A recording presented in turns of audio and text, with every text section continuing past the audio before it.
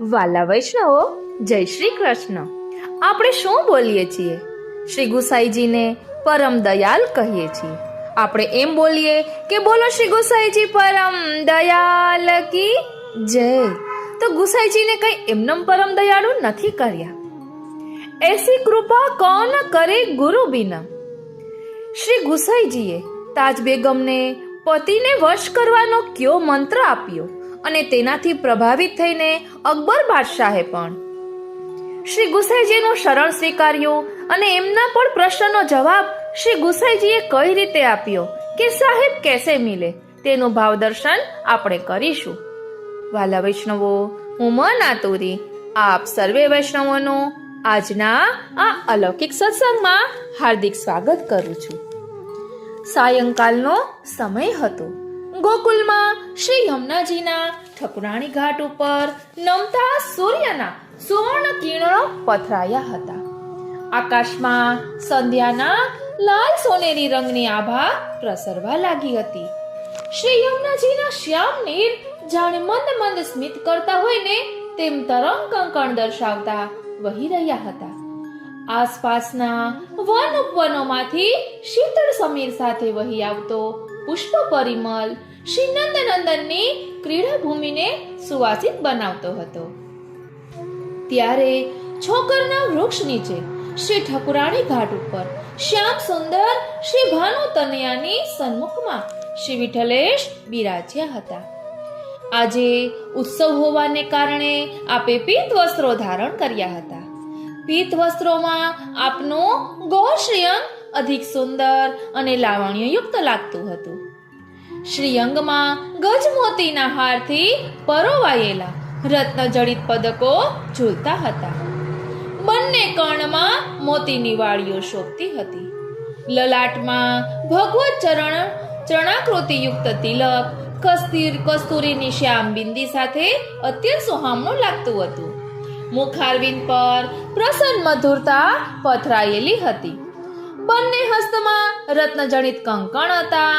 આપ મખમલના આસન પર બિરાજમાન હતા. પશ્ચિમાભિમુખ બિરાજી ગાયત્રી મંત્ર સહિત સાયં સંધ્યા કરી રહ્યા હતા. આપના તે સ્વરૂપને નિરખીને એક ભક્ત કવિએ આપના સુંદર સ્વરૂપનું અદ્ભુત વર્ણન કર્યું. આ જ સમયે બાદશાહ અકબરના એક બેગમ મથુરાથી નૌકા વિહાર કરતા કરતા ગોકુલ પાસે આવી પહોંચ્યા. રેશમી પડદાઓ અને પુષ્પ આચ્છાદિત મયુરાકૃતિની વિશાળ વિલાસ નૌકામાં અકબરના બેગમ એકલા હતા. તેમનું નામ હતું બેગમ તાજ. ઉષ્ણકાળમાં શ્રી યમુનાજીના શીતળ વાતાવરણનો આહલાદ અનુભવતા બેગમ તાજે દૂરથી શ્રી વિઠ્ઠલેશના દર્શન કર્યા. અત્યંત તેજસ્વી અને પ્રભાવશાળી મુખાકૃતિ જોઈને તાજે તેમની દાસીને આજ્ઞા કરી, લૈલા, સામે ઘાટ ઉપર કોઈ મહાપુરુષ જણાય છે. આપની નૌકા સાથે નાની હોડી છે, તે લઈને તમે ઘાટ ઉપર પહોંચો. તપાસ કરો તેઓ કોણ છે. જેવી આજ્ઞા. લૈલા હોડી લઈને ઠકુરાણી ઘાટ પાસે આવી. ઘાટના નીચેના પગથિયેથી જ મસ્તક ઝુકાવી તેણે કુરનીસ બજાવી. શ્રી વિઠ્ઠલેશ પ્રભુએ નેત્રો દ્વારા તેને આશીર્વાદ આપ્યા. લૈલાએ બે હાથ જોડી વિનંતી કરી કે હું બાદશાહ અકબરના માનીતા બેગમ તાજની દાસી છું. બેગમ સાહિબા નૌકા વિહાર કરતા કરતા અહીં આવ્યા છે. સામે રહેલી વિશાળ નૌકામાંથી તેમણે આપના દર્શન કરી આપને કુરનીસ પાઠવી છે. તેઓ આપનો પરિચય જાણવા ઉત્સુક હોવાથી મને આપની પાસે મોકલી છે. શ્રી વિઠ્ઠલેશ મૌન રહ્યા. આપના ખવાસ હરિદાસે કહ્યું, બાઈ, તમારા બેગમને કહેજો કે અમારા ગુરુનું નામ શ્રી વિઠ્ઠલનાથજી છે. તેઓ જગતગુરુ શ્રી વલ્લભાચાર્યજીના પુત્ર છે. વ્રજમાં સૌ કોઈ તેમને શ્રી પ્રભુચરણના નામે ઓળખે છે. અમારે મન તો એ સાક્ષાત ભગવાન શ્રી કૃષ્ણ જ છે. લૈલા આ સાંભળીને ઘડીભર આશ્ચર્યચકિત બની ગઈ. તેમણે ફરી મસ્તક નમાવી કુરનીસ બજાવી. પછી તે હોડીમાં બેસી વિલાસ નૌકા તરફ પાછી ફરી. તેણે જઈને બેગમ તાજને આ સમાચાર આપ્યા. લૈલા, હું અહીં દૂરથી એ મહાપુરુષના દર્શન કરી રહી છું. તેમના સેવકની વાત બિલકુલ સાચી જણાય છે. ગોકુલનો એ કનૈયો જ ફરીથી આ સ્વરૂપે પ્રકટ થયો છે એવું લાગે છે. એવું જ અલૌકિક સ્વરૂપ છે. આવું તેજ બીજા કોઈ ઓલિયા પુરુષના મુખ પર મેં જોયું નથી. બાદશાહના દરબારમાં આજ સુધી દેશ વિદેશના અનેક ઓલિયાઓ, મહાપુરુષો, ફરિશ્તાઓ આવી ગયા છે. લૈલા, તું જાણે છે અમારા જનાનખાનામાં કેવી ભારે ખટપટ અને રાજરમતો ચાલી રહી છે. તું મારી સૌથી વિશ્વાસપાત્ર દાસી છે ને, માટે તને મારા દિલની વાત કહું છું. આજે હું બાદશાહની બધી બેગમોમાં સૌથી માનીતી બેગમ છું. તેથી બીજી બધી બેગમો મારી ઈર્ષા કરે તે સ્વાભાવિક છે. બધા પ્રપંચમાં રચ્યા પચ્યા છે. કોઈક રીતે બાદશાહની નજરમાંથી હું ઉતરી જાઉં ને તેવી રોજ ખટપટો પૂરજોશમાં ચાલી રહી છે. તું શ્રી પ્રભુચરણ પાસે પાછી જા. તેમને મારા વતી ફરી પ્રાર્થના કર. મને એવું તાવીજ આપે કે જેનાથી બાદશાહ સદાય મારે વશ રહે. બાદશાહ મારા સિવાય બીજા કોઈની વાત સાંભળે નહીં એવો કોઈક મંત્ર તું લઈ આવ ને. લૈલા ફરી પાછી ઠકુરાણી ઘાટ પાસે આવી. તેણે શ્રી વિઠ્ઠલેશ પ્રભુને વિનંતી કરી. આપ મંદ મંદ સ્મિત કરતા ઘડીભર શ્રી યમુનાજીના દર્શન કરી રહ્યા. આપે ખવાસને આજ્ઞા કરી કે પત્ર અને કલમ લાવો. કંકુમાં કલમ બોળી આપે પત્ર પર વ્રજભાષામાં એક દુહો લખીને તાવીજમાં મૂકીને આપ્યો. ધ્યાન આપજો વાલા વૈષ્ણવો, આ બધી સ્ત્રીઓએ સમજવાનું છે અને પતિઓએ પણ. યંત્ર મંત્ર અરુ તંત્ર કો ભૂલી કરો જીન કોઈ, પિયા કહે સો કીજીએ પતિ આપ બસ હોય. ધ્યાન આપજો.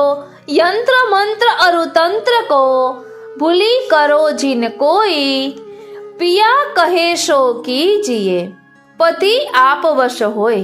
એટલે શ્રી વિઠ્ઠલેશે જણાવ્યું કે હું તો પાખંડવાદનો કટ્ટર વિરોધી છું. લૌકિક કામનાઓ માટે અલૌકિક શક્તિઓને વેડફી નાખવામાં હું માનતો નથી. ઈશ્વરે આપેલું શરીર, ઇન્દ્રિયો, બુદ્ધિ બધાનો ઉપયોગ કેવળ પ્રભુ માટે જ થવો જોઈએ. પતિને વશ કરવા નથી કોઈ યંત્રની, મંત્રની કે તંત્ર વિદ્યાની જરૂર. પતિને વશ કરવાનો સૌથી અને સચોટ ઉપાય એક જ છે. પતિની આજ્ઞામાં પત્નીએ રહેવું, પતિ કહે તે પ્રમાણે જ કરવું, પતિનું અર્ધાંગ બનવું, પતિને સુખે સુખી અને દુખે દુખી થવું, પતિમાં જ પોતાનું અસ્તિત્વ જોવું. આ પતિ પત્ની વચ્ચેના સંબંધોનો સાચો અને ઉત્તમ ઉપાય છે. એને છોડીને જે કોઈ મંત્ર તંત્રમાં ફસાય છે ને તે પતિને ગુમાવે છે, પતિના વિશ્વાસને ગુમાવે છે. પરિણામે પતિનો સ્નેહ તેને ક્યારેય મળતો નથી. પતિ કહે સો કીજીએ આપ હી તે વશ હોય. પછી પતિમાં પ્રેમ વધતા વધતા એક સમય એવો આવશે કે પતિ કંઈ પણ નહીં કહે ને તો પણ એના મનની આપણે જાણી જઈશું. એટલે પતિ પત્નીનો પ્રેમ એવો અગાઢ હોય છે કે જેમાં કોઈ મંત્ર તંત્રને સ્થાન જ નથી. તાવીજ લઈ લૈલા ફરી નૌકામાં આવી. બેગમ તાજે રેશમી કાળા દોરામાં પરોવી તે તાવીજ શ્રદ્ધાથી પોતાના ગળામાં પહેર્યું. બેગમ તાજ ત્યાંથી પાછા મથુરા પધાર્યા. બાદશાહની સાથે ફરી પાટનગર ફતેપુર સિકરી આવ્યા. વાત કદી છાની રહેતી નથી. બેગમની ડોકમાંથી ડોકિયા કરતા તાવીજે બીજી બેગમોની જિજ્ઞાસા વધારી. વાત એક કાનેથી બીજા કાને વહેતી વહેતી બાદશાહ અકબરના કાને આવી. અકબર રાત્રે બેગમ તાજના નિવાસ સ્થાને આવ્યો. બેગમ તાજ સાથે વાર્તા વિનોદ કરતા અત્યંત સહજ રીતે બાદશાહે પોતાના જમણા હાથમાં તાવીજ લીધું. તેણે કહ્યું, તાજ, આ તાવીજ પાસે કંઠ શોભે છે. આ તાવીજથી તારો કંઠ શોભે છે. કંઠથી તાવીજ શોભે છે હું નક્કી કરી શકતો નથી, પણ તારી હંસશી શ્વેત ડોકમાં કાળા દોરોમાં પરવાયેલું આ સુવર્ણનું તાવીજ અદ્ભુત લાગે છે. હમણાં નવું વસાવ્યું લાગે છે. હા જહાપના, ગોકુળના ઓલિયા શ્રી વિઠ્ઠલનાથજીએ એ તાવીજ મને આપ્યું છે. જીવનમાં ક્યારેય હું ખોટું બોલી નથી અને બોલીશ પણ નહીં. તમે ક્યારેય મારા પર અપ્રસન્ન ન થાવ ને અને તમારો સ્નેહ મને હંમેશા મળતો રહે ને એ માટે મેં આ મહાપુરુષને દાસી મારફત વિનંતી કરાવી હતી. તેમણે આ યંત્ર આપ્યું. બેગમ, જોવ તો ખરી કે મહાપુરુષે તને શો મંત્ર આપ્યો છે? તાજની અનિચ્છા છતાં તે ના ન પાડી શકી. અકબરે તાવીજ ખોલ્યું, કુમકુમથી લખેલો મંત્ર વાંચ્યો. વાંચતા જ મંત્રના લેખક પર તેને પૂર્ણ શ્રદ્ધા ઉત્પન્ન થઈ. તેણે કહ્યું, બેગમ, સાચે જ તમે એક નિસ્વાર્થ અને સમજદાર મહાપુરુષને મળ્યા છો. આવી શિખામણ ધનનો કે સત્તાનો લાલચુ ફકીર નો આપે. મને તેમના પ્રત્યે પૂર્ણ માન થયું છે. આપણા રાજ્યમાં આવા મહાપુરુષો વસે છે, તેથી જ આપણા રાજ્યનો સૂર્ય સોળે કળાએ ખીલે છે. આપણે કાલે જ તેમના દર્શન કરવા જઈશું. તમે સાથે આવશો ને? હા જહાંપનાહ, તેમના દર્શન કરવાની ઈચ્છા કેમ ન થાય?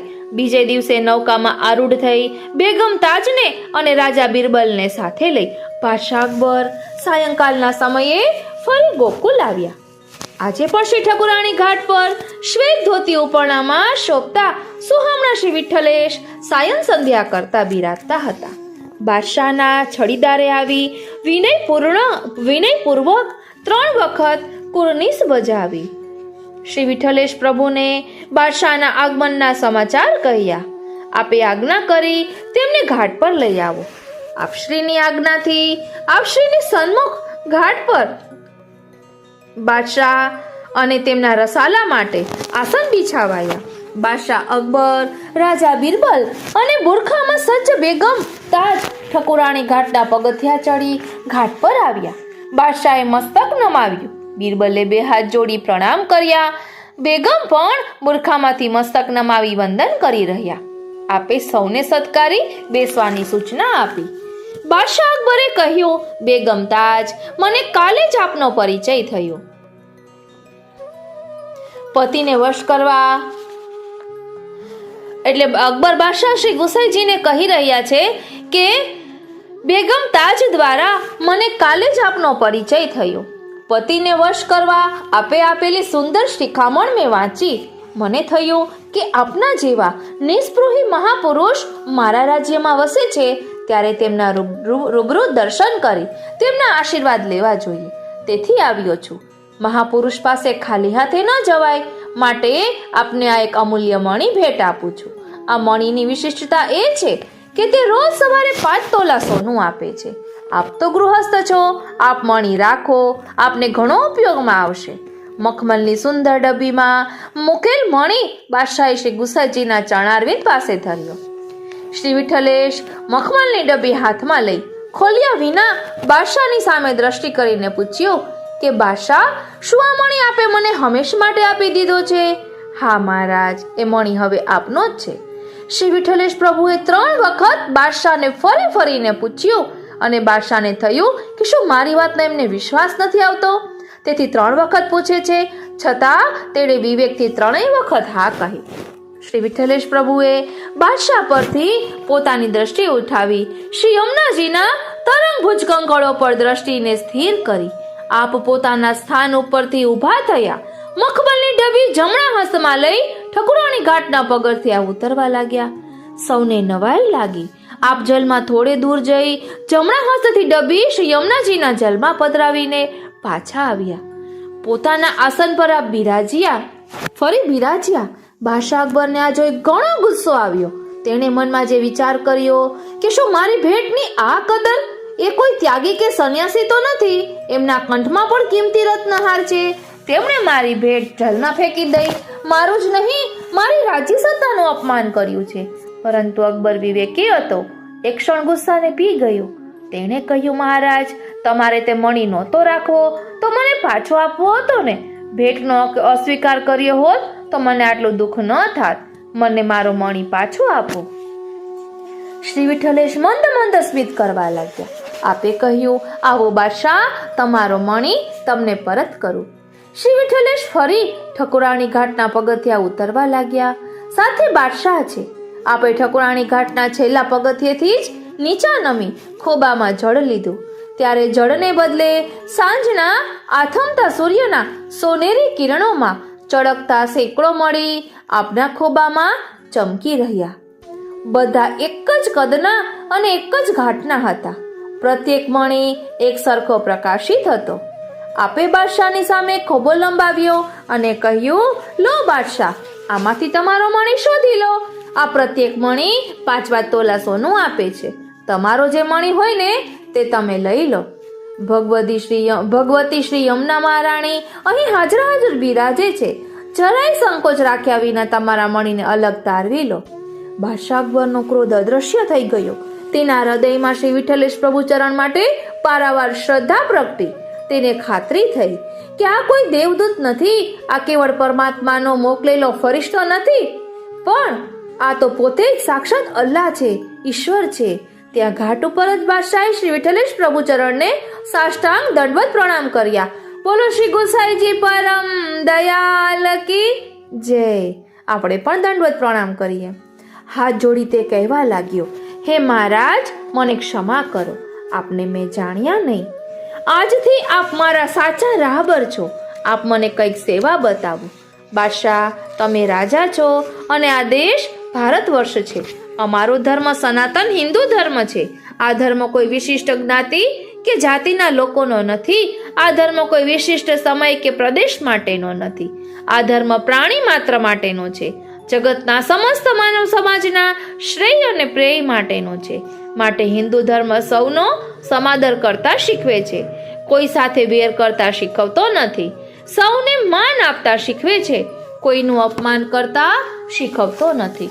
સૌને જાતે ઘસાઈને બીજાને સહાય કરતા શીખવે છે. કોઈને દુખી કરતા કે બીજાનું પડાવી લેવાનું શીખવતો નથી. આ ધર્મ સૌને આવકારે છે. કોઈનો તિરસ્કાર કરતો નથી. બાદશાહ ઓ શ્રીનાથજી, બાદશાહ, આજ સુધી આ દેશમાં આપની જેમ અનેક વિદેશીઓ આવ્યા છે. શક, કુશાન, હુણ, આ સૌ આ દેશમાં દૂધમાં સાકર ભળે ને તેમ ભળી ગયા છે. હિન્દુ ધર્મે સૌને સમાવી લીધા છે. પણ હું એમ નહીં કહું કે તમે મુસલમાન મટી હિન્દુ બનો. સાથે એટલું જરૂર કહીશ કે તમે રાજા છો. રાજાનો ધર્મ છે કે પ્રજાને પોતપોતાનો ધર્મ સ્વતંત્રતાથી, શાંતિથી અને સ્વસ્થતાથી પાલન કરવા જરૂરી વાતાવરણ આપે. તમે તમારા રાજ્યમાં ધર્મ સહિષ્ણુતાનું વાતાવરણ સ્થાપો. બસ, આથી વિશેષ મારી કોઈ ઈચ્છા નથી. હિન્દુ ધર્મના એક આચાર્ય તરીકે તમારી પાસે એટલી જ અપેક્ષા રાખું છું કે આ દેશમાં ધર્મના નામે કોઈ વિગ્રહ ન થાય, અશાંતિ ઊભી ન થાય, પ્રજાને અસ્વસ્થતા ન રહે. સ્વામીજી, આપને ધન્ય છે. આપ ગૃહસ્થ હોવા છતાં સાચા ત્યાગી છો. આપ ધર્મના સાચા રક્ષક છો. આપે તો મારા રાજ્યને આબાદ બનાવવાની સોનેરી શિખામણ આપી છે. હું આપને વચન આપું છું કે મારા રાજ્યમાં હિન્દુઓને તેમના ધર્મ આચરણમાં કોઈ વિઘ્ન નહીં આવે. મારે મન હિન્દુ અને મુસલમાન મારી બે આંખો હશે. હું સર્વ ધર્મ પ્રત્યે સંભાવ રાખીશ. જ્યાં ભૂલ કરું ત્યાં આપ મને માર્ગદર્શન આપજો. મહારાજ, આજના આપણા આ પ્રથમ મિલનની યાદમાં હું વૈષ્ણવી બંડી ધારણ કરું એવી ઈચ્છા રાખું છું. આપ મને અનુમતિ આપો સર્વ ધર્મ પ્રત્યેની સહિષ્ણુતાની દિશામાં મારું આ પ્રથમ કદમ બની રહું. શ્રી વિઠ્ઠલેશ પ્રભુ ચરણે બાદશાહને આશીર્વાદ આપ્યા. એક વખત બાદશાહ અકબરે ભર દરબારમાં બિરબલને પૂછ્યું, બિરબલ, ઘણા વખતથી મને પ્રશ્ન મૂંઝવે છે કે સાહેબ કૈસે મિલે? જુદા જુદા ધર્મો ઈશ્વરને મેળવવાના જુદા જુદા માર્ગો બતાવે છે. ઘણા સાધકો એ માર્ગે ચાલવાનો સનિષ્ઠ પ્રયત્ન પણ કરે છે, છતાં એ સૌને ઈશ્વર મળતો હોય એવું જાણવા નથી. તું ખૂબ જ બુદ્ધિશાળી છે. દરેક પ્રશ્નનો ઉકેલ તારી પાસે હોય છે. માટે તું મને બતાવ કે ઈશ્વર કેવી રીતે મળે. નામવર, મારી બુદ્ધિ તો લૌકિક છે. દુનિયાદારીનું થોડુંક ડાપણ મને મળ્યું છે, પરંતુ ઈશ્વર વિશે હું કંઈ જાણતો નથી. તમને હું કેવી રીતે બતાવું કે ઈશ્વર કેવી રીતે મળે?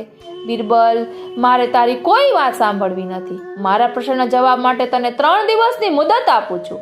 મને સંતોષકારક જવાબ નહીં મળે ને તો તારું માથું ધડથી જુદું થશે. બિરબલ ઊંડી ચિંતામાં ડૂબી ગયો. ઘેર ગયો, છતાં તેના મુખ ઉપર ચિંતાના ભારે પડછાયા હતા. તેના અસ્વસ્થ મનને એની દીકરી શોભાવતી પામી ગઈ.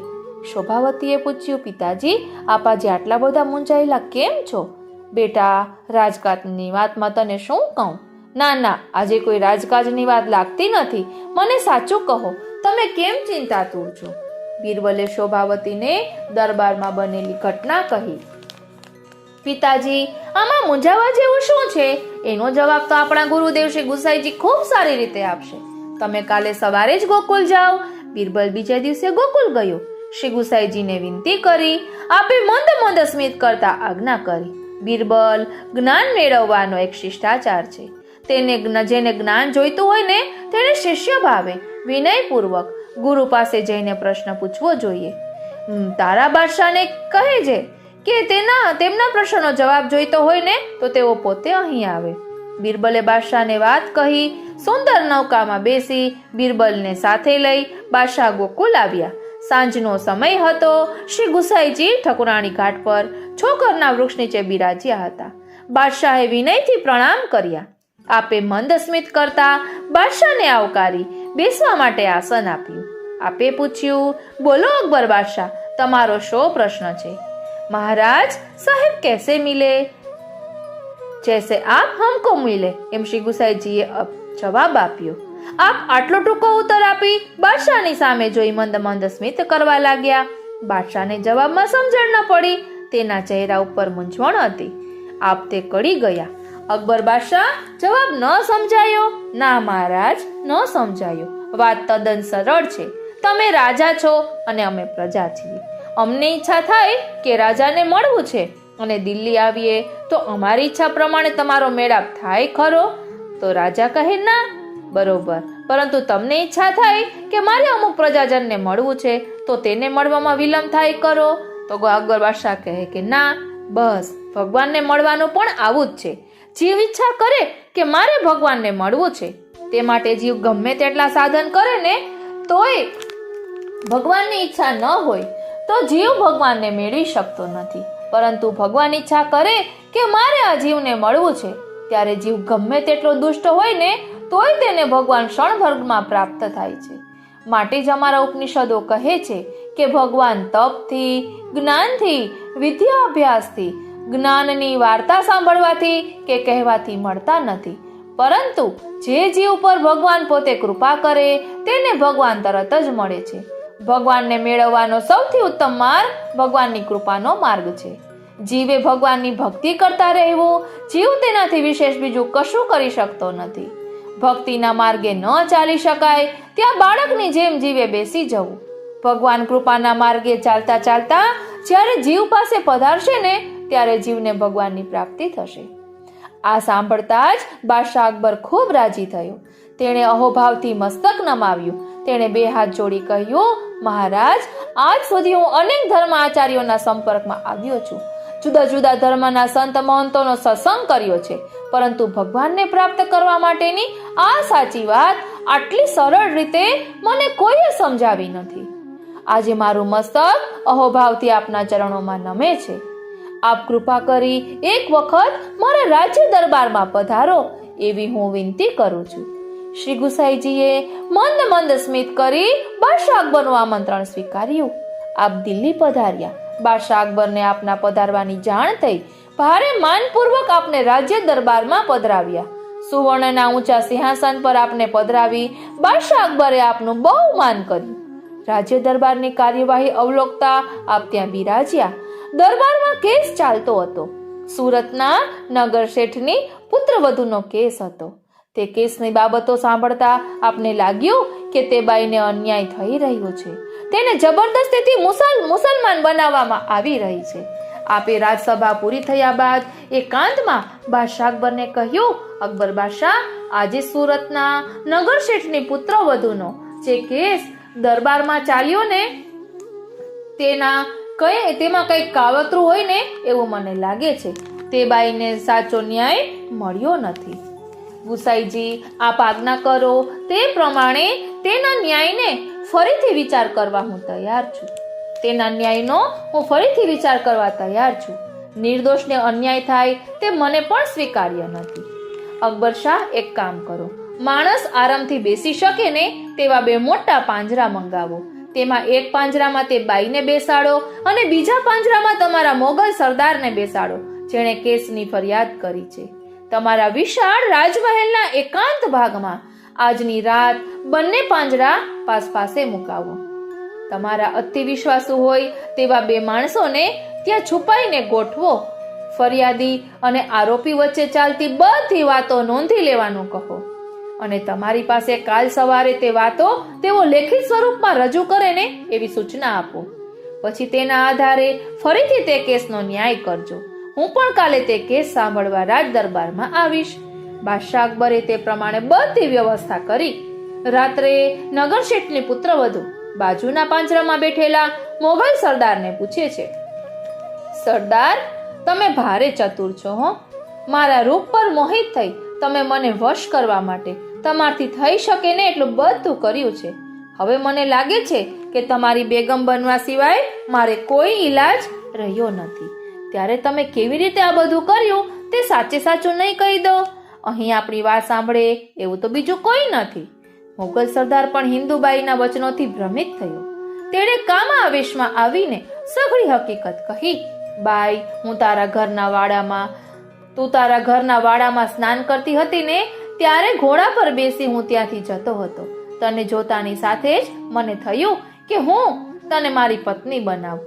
મારી ઈચ્છા પૂરી કરવા તારી પડોશમાં રહેતી તારી સગી વૃદ્ધ બાઈને સાધવાનો પ્રયત્ન કર્યો. મેં તેને ખૂબ દ્રવ્ય આપ્યું. બદલામાં એને તારા વિશે બધી જ ઝીણામઝીણી બાબતો મને કહી. મેં તે બધી બાબતો બરાબર યાદ રાખી લીધી. ત્યારબાદ એક વેશ્યાની દીકરીને સમજાવી તેને તારી બધી ખાસિયતો શીખવી. તેને રૂપિયા આપી હું કહું તેમ કરવા કહ્યું. પછી તેને લઈને હું સુરતમાં કાજી પાસે ગયો. આ હિન્દુબાઈ મુસલમાન બની મારી સાથે નિકાહ પડવા તૈયાર છે એમ કહ્યું. કાજીએ પૂછતા તે વેશ્યાની દીકરીએ શીખવ્યા પ્રમાણે બધું કહ્યું. કાજીએ નિકાહ પઢાવ્યા. થોડા દિવસ બાદ કાજી પાસે જઈ મેં ફરિયાદ કરી કે નગર શેઠની પુત્રવધુએ મારી સાથે તમારી હાજરીમાં નિકાહ પઢ્યા છે. થોડા દિવસ મારી સાથે રહી ચૂકી છે. હવે તે તેના ઘેર ચાલી ગઈ છે. તેના કુટુંબીજનો તેનો કબજો સોંપતા નથી. મને મારી ઓરતનો કબજો અપાવો. કાજીના હુકમથી સુરતના સુબાએ સૈનિકોની ટુકડી મોકલી તેને પકડી મંગાવી. પરંતુ કશું જ જાણતી ન હોવાથી તે બધી બાબતોનો ઇનકાર કર્યો. સુબાને લાગ્યું કે જબરદસ્તી કરવાથી સુરતના હિન્દુઓ ઉશ્કેરાશે, એટલે તેણે આપણને બંનેને દિલ્હી બાદશાહ પાસે મોકલી આપ્યા. પરંતુ અહીં તે આજે જોયું કે તારી સામે બધા પુરાવા મજબૂત છે, એટલે કાલે બાદશાહ તને જરૂર મારી ઓરત તરીકે મને સોંપી દેશે. હું રાજી ખુશીથી રહીશ. તું રાજી ખુશીથી રહીશ તો મારી બેગમ તરીકે આખી જિંદગી તું મોજ મજા પામીશ, અને તું વિરોધ કરીશ તો પણ હું તને હવે છોડવાનો નથી. આમ રાતભર બંનેની વાત ચાલતી રહી. ગુપ્તચરોએ બધી વાત લખી લીધી. સવારે તેમણે અકબર બાદશાહ પાસે તે લેખિત હકીકત રજૂ કરી. વાંચીને અકબર બાદશાહ નવાઈ લાગી કે પોતાના મોગલ સરદારની બદમાશી પર તેને ગુસ્સો આવ્યો. બપોરે રાજ્ય દરબારમાં શ્રી ગુસાઈજી પધાર્યા. અકબરે વિનંતી કરી કે આપ ધર્મ આચાર્ય છો, ન્યાય આસન ધર્મનું આસન છે, માટે આજે આપ જ આ ન્યાય આસન પર બિરાજી મોગલ સરદારના કેસનો ન્યાય આપો. આપની સૂચના મુજબ કાલ રાતની તેમની વાત મારી પાસે લેખિત સ્વરૂપમાં આવી છે.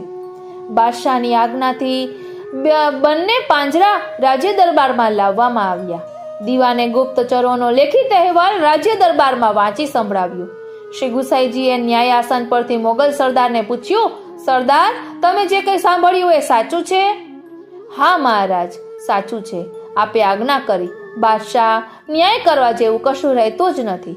મોગલ સરદારે લુચ્ચાઈથી આ બાઈને પોતાની બેગમ બનાવવાનો પ્રયત્ન કર્યો છે, માટે આ બાઈ તો નિર્દોષ છે. તેને માનપૂર્વક મુક્ત કરો અને તમારા રાજ્યના કાયદા પ્રમાણે મોગલ સરદારને જે કંઈ શિક્ષા ઘટે તે કરો, જેથી કરીને ભવિષ્યમાં તમારા સરદાર સૈનિકો નિર્દોષ પ્રજાને આ રીતે કનડે નહીં. શ્રી ગુસાઈજીની આવી વિચક્ષણ ન્યાય પ્રિયતાથી બાદશાહ અકબર અને આખો રાજ દરબાર ખૂબ પ્રસન્ન થયા. બાદશાહ અકબરે સુવર્ણના થાળમાંથી રાજદ્વારી કિંમતી પોશાક મંગાવી શ્રી ગુસાઈજીને ભેટ ધરતા વિનંતી કરી, મહારાજ, આ પોશાકનું બહુમાન બહુ જ ઓછાને કરવામાં આવે છે. આપ મારા શુભ ચિંતક છો. આપને એટલી વિનંતી કરું છું કે આ બહુમાનપૂર્વક પોશાક પરિધાન કરી આપ રાજ્ય દરબારમાં અવારનવાર પધારતા રહેજો. મને આ જ પ્રકારે સલાહ આપતા રહેજો. મહારાજ, આ અવસરે આપને મારા તરફથી આ કેટલીક સનદો ભેટ કરું છું. આપને ગોકુલ ગામ અર્પણ કરું છું. આપની ગાયોને વ્રજના વનોમાં નિર્વિઘ્ને ચરવાની છૂટ આપું છું. આપના આપના માલ સામાન પર કોઈ કર રાજ્ય તરફથી લેવાશે નહીં તેની ખાતરી આપું છું. આપને ગોસ્વામીની પદવી અર્પણ કરું છું. આખા રાજ દરબારે શ્રી ગુસાઈજીનો જયઘોષ કર્યો. બોલો શ્રી ગુસાઈજી પરમ દયાલ કી જય.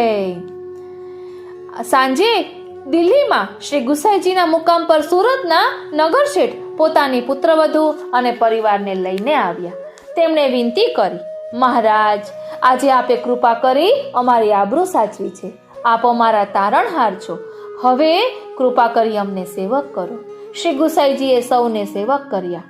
કૃપાનાથ, અમે સુરતમાં ગોપીપુરામાં રહીએ છીએ. આપ ગુજરાત પધારો ને ત્યારે એક વખત અમારે ઘેર પધારી અમારા ઘરને પાવન કરો એટલી વિનંતી છે. આપે સસ્મિત તેમની વિનંતી પણ સ્વીકારી. શ્રી ગુસાઈજીના પ્રતાપબળની આ હકીકત જાણી સુરતના દિવાન શ્રી ગુસાઈજીના સેવક થયા. એક વખત તેઓ વ્રજમાં આવ્યા. શ્રીનાથજીના દર્શન કરવા ગોવર્ધન આવ્યા. ચાપાભાઈ ભંડારીને વિનંતી કરી કે હું સુરતનો દિવાન છું, દર્શન કરવા અહીં સુધી આવ્યો છું. મને હતું કે રાજભોગના દર્શન થશે, પરંતુ હું થોડો મોડો પડ્યો છું. સાંજે 4 વાગ્યા પહેલા અહીંથી મારે ગયા વિના ચાલે એમ નથી. મેં સાંભળ્યું છે કે ઉથાપનના દર્શન 4 વાગ્યા પછી થાય છે. જો તમે આજે ઉથાપનના દર્શન થોડાક વહેલા કરાવો ને તો હું શ્રીનાથજીને 10,000 રૂપિયા ભેટ ધરું. અરે શ્રીનાથજી! ચાપાભાઈએ વિચાર કર્યો કે હમણાં મંદિરમાં દ્રવ્યનો સંકોચ છે. દિવાનજી આટલી મોટી ભેટ ધરવા તૈયાર છે તો થોડા વહેલા દર્શન કરાવવામાં શું વાંધો હોય. ચાપાભાઈએ શ્રી ગુસાઈજીને વિનંતી કરી. આપે આજ્ઞા કરી, ચાપાભાઈ, તમે મારા સેવક થઈને આવી વાત કરો છો? રૂપિયાથી પ્રભુને કે મને ખરીદી શકાશે નહીં. આ માર્ગ ભક્તિનો માર્ગ છે, પ્રભુના સ્નેહનો છે, પ્રભુના સુખનો છે. આ માર્ગ વેપાર કરવાનો માર્ગ નથી. પુષ્ટિ માર્ગમાં લક્ષ્મીનું મહત્વ નથી. પુષ્ટિ માર્ગમાં આપણું સર્વસ્વ તો એ લક્ષ્મીપતિ છે. 10,000 રૂપિયા માટે પ્રભુને વહેલા જગાડવાનો પરિશ્રમ આપવાનો વિચાર તમને ક્યાંથી આવ્યો? આપણા પ્રભુને બેજરની રોટી અને ટેટીનું શાક સંધાણું ખૂબ પ્રિય છે. એ 56 ભોગના ભૂખ્યા નથી. માટે આજ પછી ક્યારેય આવી વાત કરશો નહીં. અને સાંભળી લો, રોજ સાંજે 4:30 વાગે ઉથાપન થાય છે અને આજે તો ઉથાપન 5 વાગ્યે થશે. દિવાનને કહેજો, બ્રજમાં કોઈ દિવાન નથી, સૌ પ્રભુના સેવક છે. પ્રભુને ખરીદવા માટે રૂપિયા લઈ ફરી કદાપી અહીં આવે નહીં. ચાપાભાઈ નીચું જોઈ પોતાની ભૂલ માટે પશ્ચાતાપ કરતા ત્યાંથી ચાલ્યા ગયા. શ્રી ગુસાઈજી મંદ મંદ સ્મિત કરતા ગોવિંદ સ્વામીનું એક પદ ગણગણવા લાગ્યા. પ્રીતમ પ્રીત હિતે જાય પૈયે, યદ્યપિ રૂપ ગુણ શીલ સુઘરતા ઇન બાત ન નરી જઈએ. શતકુલ જન્મ કરમ શુભ લક્ષણ વેદ પુરાણ પઢઈએ. ગોવિંદ પ્રભુ બિના સ્નેહ સુવાલો રસના કહાજો ન ચઈએ. પ્રીતમ પ્રીત હિતે પૈયે. આ રીતે શ્રી ગુસાઈજીની કૃપાના પ્રસંગો આપણે તાજ બેગમ અને અકબર બાદશાહના પ્રસંગો દ્વારા સમજ્યા અને સુરત ના જે વહુ પુત્રવધુ એમનો ન્યાય કેવી રીતે કર્યો એ બધું આપણે ભાવદર્શન કર્યું. અને આપણે શરૂઆતમાં જે તાજ બેગમની વાત કરી એ તાજ બેગમની વાર્તા ભાવ સિંધુ ગ્રંથમાં ખૂબ જ સુંદર રીતે અને વિસ્તારથી વર્ણવેલી છે, જે મેં અગાઉ રેકોર્ડ કરેલું છે તે પાછળ એડ કરું છું. બોલો શ્રી વલ્લભાધીશ કી જય. શ્રી ગુસાઈજી પરમ દયાલ કી જય. શ્યામ સુંદર શ્રી યમને મહારાણી જુ કી જય. શ્રી ગિરિરાજ ધરણ કી જય. વાલા વૈષ્ણવો, આપણે ધમારના દિવસોમાં તાજ બેગમ રચિત ધમાર બહોરી ડફ બાજન લાગે હેરી એ ગાઈએ છીએ. તેનું પ્રાકટ્ય કઈ રીતે થયું તેમજ બીજી વાર તાજ બેગમને હોળી ખેલના જે દર્શન થયા ત્યારે શ્રીજી બાવાએ મુકુટ કાછીનો શ્રૃંગાર ધરીને વ્રજભક્તોની સાથે હોળી ખેલતા દર્શન કરાવ્યા. તેમજ કુંભનદાસજી, ગોવિંદ સ્વામી વગેરે ભગવદીઓ તાજ બેગમની જ બનાવેલી આ ધમાર ગાઈ રહ્યા હતા. ત્યારે નેત્રો મળતા વાત કીધી અને શ્રીનાથજીએ કૃપા કટાક્ષ કરી અને તાજ બેગમને શું સંકેત કર્યું તેનું રસદર્શન આજે આપણે કરીશું. અકબર બાદશાહના બેગમ એવા તાજ બેગમની વાર્તા 252 વૈષ્ણવમાં આપણને અલગથી પ્રાપ્ત થતી નથી, પરંતુ ભાવસિંધુ ગ્રંથમાં શ્રી ગોકુલનાથજીએ તાજ બેગમનું દિવ્ય ચરિત્ર ખૂબ જ સુંદર રીતે વર્ણવ્યું છે. આખી વાર્તા ખૂબ જ સુંદર અને વિગતવાર છે. અત્યારે આપણે આખી વાર્તા ન લેતા હોળી ખેલના રસદર્શનનો પ્રસંગ જોઈશું. લૌકિક જીવનમાં દુખી એવી તાજ બેગમને શોભાવતીએ ખૂબ જ મદદ કરી અને શ્રી ગુસાઈજીની સેવકની બનાવી. અને ત્યારબાદ શું થયું તેનું રસદર્શન આપણે કરીએ. વાલા વૈષ્ણવો, જય શ્રી કૃષ્ણ. હું મન આતુરી આપ સર્વે વૈષ્ણવોનું આજના આ અલૌકિક સત્સંગમાં હાર્દિક સ્વાગત કરું છું. તાજ બેગમને મનમાં ખૂબ જ દુઃખ થતું હતું કે હું અકબર બાદશાહને કઈ રીતે રીઝવું, એટલે કે તે મારા વશ કઈ રીતે થાય. એટલે વશ કરવાનો અર્થ કે તે મારાથી કઈ રીતે પ્રસન્ન રહે, આ વાતની ચિંતા તેમને સતત રહેતી હતી. એટલે બિરબલના દીકરી શોભાવતીએ એમને મદદ કરી અને કહ્યું કે અમારા ગુરુદેવ શ્રી ગુસાઈજી છે ને, એમની પાસે બધા જ પ્રશ્નનો જવાબ હોય છે. એટલે તાજ બેગમ વિનંતી કરે છે શ્રી ગુસાઈજીને કે મને એવો કોઈ મંત્ર આપો કે જેના કારણે મારા પતિ મારા વશ થઈને રહે. એટલે શ્રી ગુસાઈજી એક મંત્ર લખીને આપે છે અને તે ચિઠ્ઠીને તાબીજમાં પહેરવાની આજ્ઞા કરે છે. એવો તે કયો મંત્ર છે કે આપણે આપણા પતિને વશ કરી શકીએ. વશ કરવાનો અર્થ અહીં નેગેટિવ રીતે લેવાનો નથી, પરંતુ કે કઈ રીતે હું પતિને પ્રસન્ન રાખી શકું, આ આપણે બધાએ પણ શીખવું જરૂરી છે. પતિએ અને પત્નીએ બંનેએ આ શીખવું જરૂરી છે. તો આપણે આખો પ્રસંગ ન લેતા એ મંત્ર કયો હતો તેનું સૌપ્રથમ રસદર્શન કરીએ. દોહો કામન ટોમન ટોટિયો એ સબડારો ધોય. કામન ટોમન ટોટિયો એ સબડારો ધોય, પ્રિયા કહે સો કીજીએ આપ હિતે વશ હોય. પ્રિયા કહે સો કીજીએ આપ હિતે વશ હોય. એટલે કે જંતર મંતર જેવી બધી વસ્તુને છોડી દઈને કેવળ પોતાના પતિ જેમ કહે તેમ કરો ને, અને તેમ કરવાથી તેમની મેળે જ તે વશ થશે.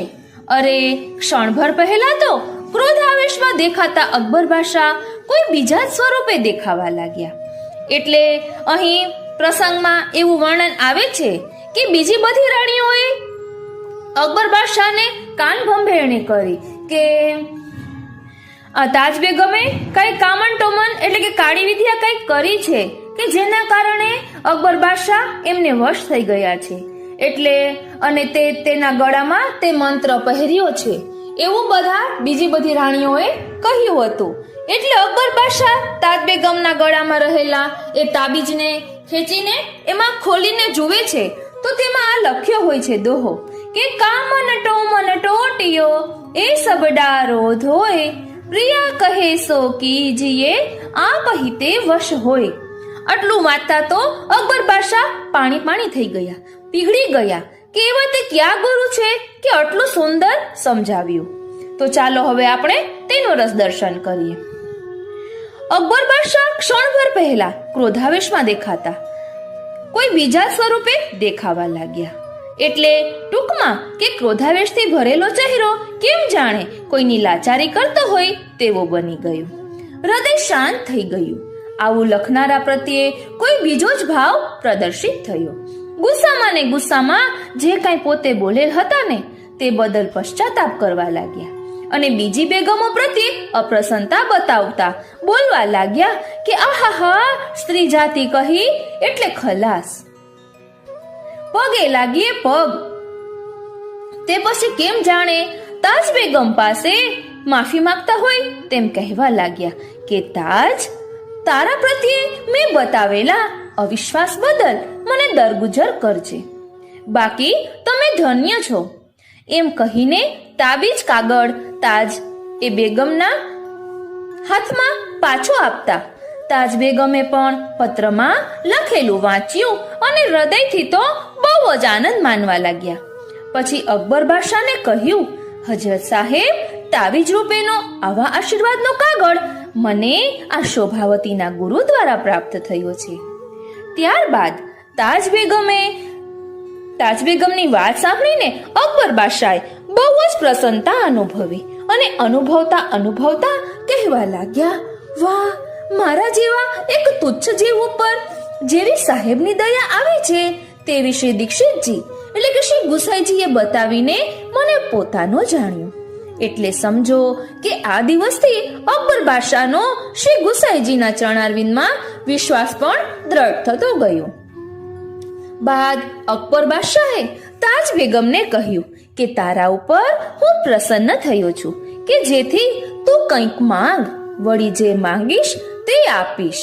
જવાબમાં દેહ સંબંધના સુખ વૈભવો ભોગવવાનું માંગવાને બદલે તાજ બેગમે કહ્યું કે હજરત સાહેબ, આપ મારા ઉપર ખરેખર પ્રસન્ન થઈને આપ માંગવાનું કહો છો તો હું એવું માંગુ છું કે શ્રી દીક્ષિતજી પાસેથી આશીર્વાદ અને મંત્ર લેવાની મને રજા આપો. અહીં તાજ બેગમ પાસેથી આપણે પણ શીખવાનું છે કે આપણા પતિ આપણા પર પ્રસન્ન થાય, ખુશ થાય અને કંઈક માંગવાનું કહે કે તું કહે તારે શું જોઈએ, તો આપણે પણ કંઈક અલૌકિક માંગવું જોઈએ. લૌકિક કામનાઓની ઈચ્છા વિના અલૌકિક માંગવાથી તે વધુ પ્રસન્ન થશે. તેમજ વળી મારા આવા કાર્યના નિમિત્તે કોઈ અવરોધ કરે તો હવે તો તાજ બેગમે માગેલા આવા વચનના જવાબમાં અકબર બાદશાહે કહ્યું કે તાજ, બહુ જ ખુશ છું, તેથી તમે ખુશીથી મંત્ર લ્યો. અને પછી વિશેષમાં એ પણ કહ્યું કે તાજ, તારા જેવી બેગમના આધારે હું પણ અહોભાગ્ય માનું છું, માટે તું ખુશીથી મંત્ર લેજે અને વળી તારા આવા કાર્યમાં તને કોઈ વિઘ્નરૂપ નહીં થાય તેવો હું બંદોબસ્ત કરીશ. અકબર બાદશાહના આવા વચનોથી બેગમ મનમાં વિચારવા લાગ્યા કે ખરેખર મારું વિચારીને પ્રભુએ મારા મનોરથ પૂર્ણ કર્યો. અને પછી સમજો કે તાજ બેગમના હર્ષનો તો કોઈ પાર જ ન રહ્યો. આમ એક પ્રકારે અતિ પ્રસન્નતા અનુભવતા અકબર બાદશાહ અહીંથી વિદાય થઈને કચેરીમાં ગયા. તે પછી જેમના હર્ષનો પાર નથી એવા તાજ બેગમ તો તરત જ શ્રી ગુસાઈજી ઉપર પત્ર લખ્યો કે કૃપાના સાગર, આપની કૃપાથી બધુંય સારું થયું હતું અને આ દિન અબળાની એક વિનંતી છે કે આ અકબર બાદશાહ પાસે રજા લઈ લીધી છે કે જેથી કોઈ પણ વાતનો સંદેહ રાખ્યા સિવાય આપ દિલ્હી પધારો અને મને શરણે લ્યો. આમ આવો કાગળ લખીને શોભાવતીને બોલાવી અને કહ્યું કે શોભા, પ્રભુએ ખરેખર કૃપા કરી અને આખરે મારો મનોરથ સિદ્ધ કર્યો કે જેથી હવે એવું કહે કે આ પત્ર લઈને તો શ્રી ગુસાઈજી પાસે જા અને મારી તમામ વાત કહીને આ પત્ર તેમના ચરણારવિંદમાં અર્પણ કરજે. હવે જે આવા કાર્યોમાં સદાય તૈયાર હોય તેવી શોભાવતી તો શ્રીનાથજી તેવી શોભાવતી તો તરત જ શ્રી ગુસાઈજી પાસે જવાને વિદાય થઈને શ્રી ગુસાઈજી પાસે આવી. પછી દર્શન કરીને દંડવત પ્રણામ કરીને તાજ બેગમે મોકલેલા પત્ર ચરણારવિંદમાં અર્પણ કર્યો. તેમજ તાવીજ વગેરે બાબતમાં બનેલા બધાય સમાચાર કહી સંભળાવ્યા. બાદ શ્રી ગુસાઈજીએ પત્ર વાંચ્યો અને કેમ જાણે આપ ખરેખર પ્રસન્ન થયા હોય તેમ આપે સહેજ સ્મિત કરીને આજ્ઞા કરી કે સારું, તું જા આમ શ્રી ગુસાઈજીની આજ્ઞાના વચનો સાંભળીને શોભાવતી પાછી તાજ બેગમ પાસે આવી અને થોડાક દિવસ વીત્યા બાદ તાજ બેગમની વિનંતીઓનો સ્વીકાર કરીને શ્રી ગુસાઈજી દિલ્હી પધાર્યા અને શ્રી યમુનાજીના કિનારા પર આવેલા બિરબલના બાગમાં મુકામ કર્યું. અને પછી તો સમજો કે તાજ બેગમનો બાગ બિરબલના બાગની બરોબર જ અને તે પણ પાસે હતો કે જેથી અકબર બાદશાહને ખબર પડી કે શ્રી દીક્ષિતજી પધાર્યા છે. આમ આવું જાણીને હિન્દુ ધર્મના ગુરુદેવના દર્શન કરવા કઈ રીતે જવું જોઈએ?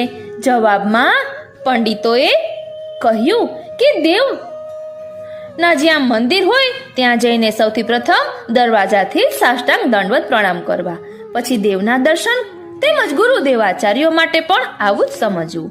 અને પછી ગુરુદેવ જો આપણે ત્યાં પધારે તો આપણા મહેલના દરવાજા સુધી સામા જઈને સાષ્ટાંગ દંડવત પ્રણામ કરીને આપણા મહેલમાં પધરામણી કરવી તેમજ શક્તિ અનુસાર ભેટ ધરવી. પંડિત દ્વારા આ પ્રમાણે વસ્તુસ્થિતિ જાણી લઈને અકબર બાદશાહે તો શ્રી ગુસાઈજીની પોતાના મહેલમાં પધરામણી કરી અને પછી પંડિતોના કહેવા પ્રમાણે કર્યું. આમ આવું જોઈને કાજીએ તથા મુસલમાનોએ વિરોધ ઉઠાવતા અકબર બાદશાહને કહ્યું કે હજરત સાહેબ, આપે આ ધર્મ વિરુદ્ધનું કાર્ય કર્યું છે જે યોગ્ય ન કહેવાય. આમ સૌ કોઈ વિરોધ દર્શાવવા લાગ્યા, પરંતુ અકબર બાદશાહે તાજ બેગમને હુકમ કર્યો કે શ્રી દીક્ષિતજી પધાર્યા છે કે જેથી મારો મનોરથ હોય તો શરણે જાય. હવે બિરબલ બાગ અને તાજ એમ બંને બાજુમાં હતા. અરે બાજુમાં તો હતા, પરંતુ એક બાગમાંથી બીજા બાગમાં જઈ શકાય તેવો રસ્તો હતો કે જેથી અકબર બાદશાહના હુકમ અનુસાર તાજ બેગમ તો પાલખીમાં બેસીને પોતાના તાજબાગમાં આવ્યા. પછી તાજબાગની અંદરથી બિરબલના બાગમાં જવાનો જે રસ્તો હતો તે રસ્તે થઈને તાજ બેગમ બિરબલ બાગમાં કે જ્યાં શ્રી ગુસાઈજી બિરાજતા હતા ત્યાં આપના ચરણારવિંદ પાસે આવ્યા અને દર્શન કર્યા તેમજ દંડવત પ્રણામ કરીને પાછા દર્શન કર્યા. આમ આ સમયે તાજ બેગમનો જે સ્નેહ પ્રગટ થયો હતો તે સ્નેહનું વર્ણન અહીં લખવું અશક્ય છે. એટલે ટૂંકમાં કે આ સમયે તાજ બેગમના હૃદયની ભાવના રસમય બની જતા પોતાના દેહમાં અન્ય સંબંધ અન્યાશ્રયની ગંધ પણ રહી ન હતી. આમ તાજ બેગમનો આવો ભાવ જાણીને શ્રી ગુસાઈજીએ તાજ બેગમને શરણે લીધા અને સાથે સાથે શ્રી ગુસાઈજીએ તાજ બેગમને દાસી ભાવનું દાન કર્યું. આમ પોતાને દાસી ભાવનું દાન થતા તાજ બેગમે પોતાનું કહેવાતું તન મન અને ધન ભેટમાં અર્પણ કરીને વિનંતી કરી કે રાજ, હવે મારે કેવી રીતે વર્તવું? જવાબમાં આજ્ઞા કરતા શ્રી ગુસાઈજીએ કહ્યું, શ્રી મહાપ્રભુજીના ચિત્રજી તો તમારે ત્યાં બિરાજે છે, તેથી તે ચિત્ર સ્વરૂપના દર્શન કરજો. તેમ શોભાવતી અને રાય વૃંદાવન દાસની પુત્રી એમાં બંનેનો સત્સંગ કરજો. શ્રી ગુસાઈજીએ કરેલી આવી આજ્ઞાને પોતાને માથે પધરાવીને તાજ બેગમ પોતાના મહેલમાં ગયા.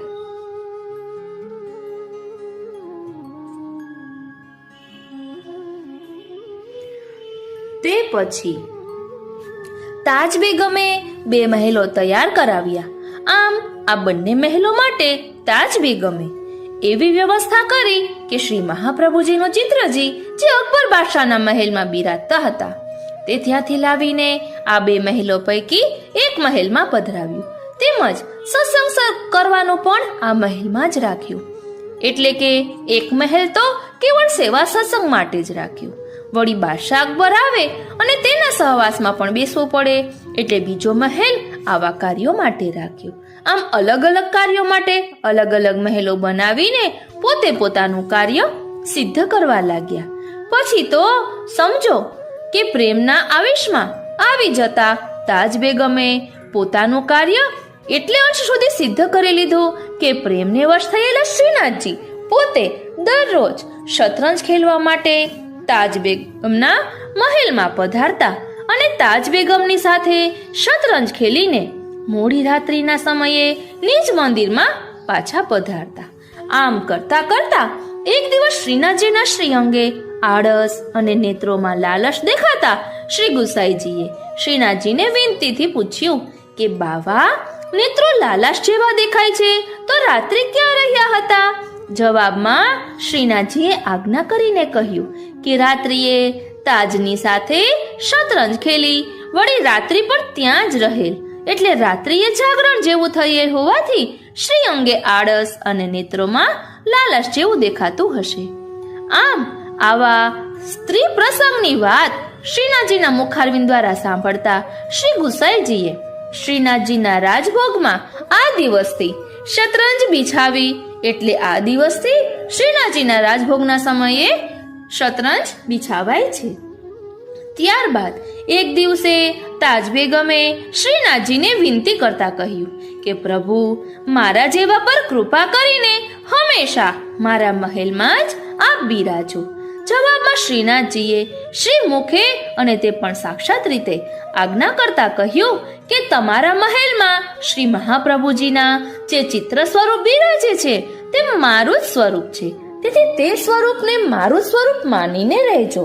શ્રીનાથજીના શ્રીમુખેથી કરેલી આવી આજ્ઞાથી એ સૂચન થયું કે શ્રી મહાપ્રભુજીના ચિત્ર સ્વરૂપે શ્રીનાથજી પોતે જ હંમેશા તાજ બેગમના મહેલમાં બિરાજ્યા.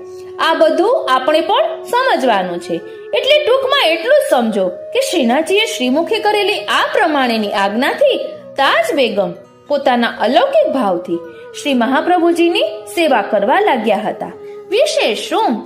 આમ શ્રી મહાપ્રભુજીના આ ચિત્ર સ્વરૂપને તાજ બેગમે પોતાના મહેલમાં પધરાવ્યા. પછી પણ અકબર બાદશાહ સવારે જ્યારે નિદ્રામાંથી જાગૃત થતા ત્યારે સૌપ્રથમ આ સ્વરૂપના દર્શન કરવા માટે તાજ બેગમના મહેલમાં અને દર્શન કર્યા પછી જ બીજા કાર્યો કરતા હતા. એટલે કે શ્રી મહાપ્રભુજીના સ્વરૂપના પ્રત્યે અકબર બાદશાહનો આવો ઉત્તમ ભાવ હતો. વળી જ્યારે જ્યારે જન્માષ્ટમી ઉત્સવ આવતો હોય ત્યારે ત્યારે અકબર બાદશાહ શ્રીમદ ગોકુળ જતા અને શ્રી નવનીત પ્રિયાજીના દર્શન કરતા હતા. આમ આવા આ જન્માષ્ટમીના ઉત્સવના દિવસે અકબર બાદશાહનો તો વળી એવા દર્શન થતા હતા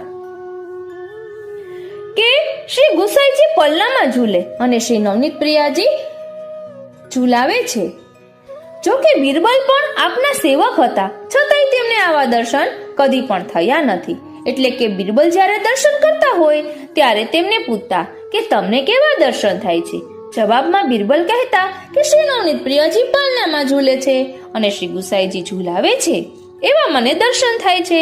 એટલે કે બિરબલ બાદશાહ જેવો અનુભવ બિરબલને થતો ન હતો. આમ આવા પ્રમાણે ઉપરથી એ પણ સમજાય છે કે અકબર બાદશાહ ઉપર શ્રી ગુસાઈજીની સંપૂર્ણ કૃપા હતી. નહીતર અકબર બાદશાહને આવા દર્શન થવાનું સંભવે જ નહીં.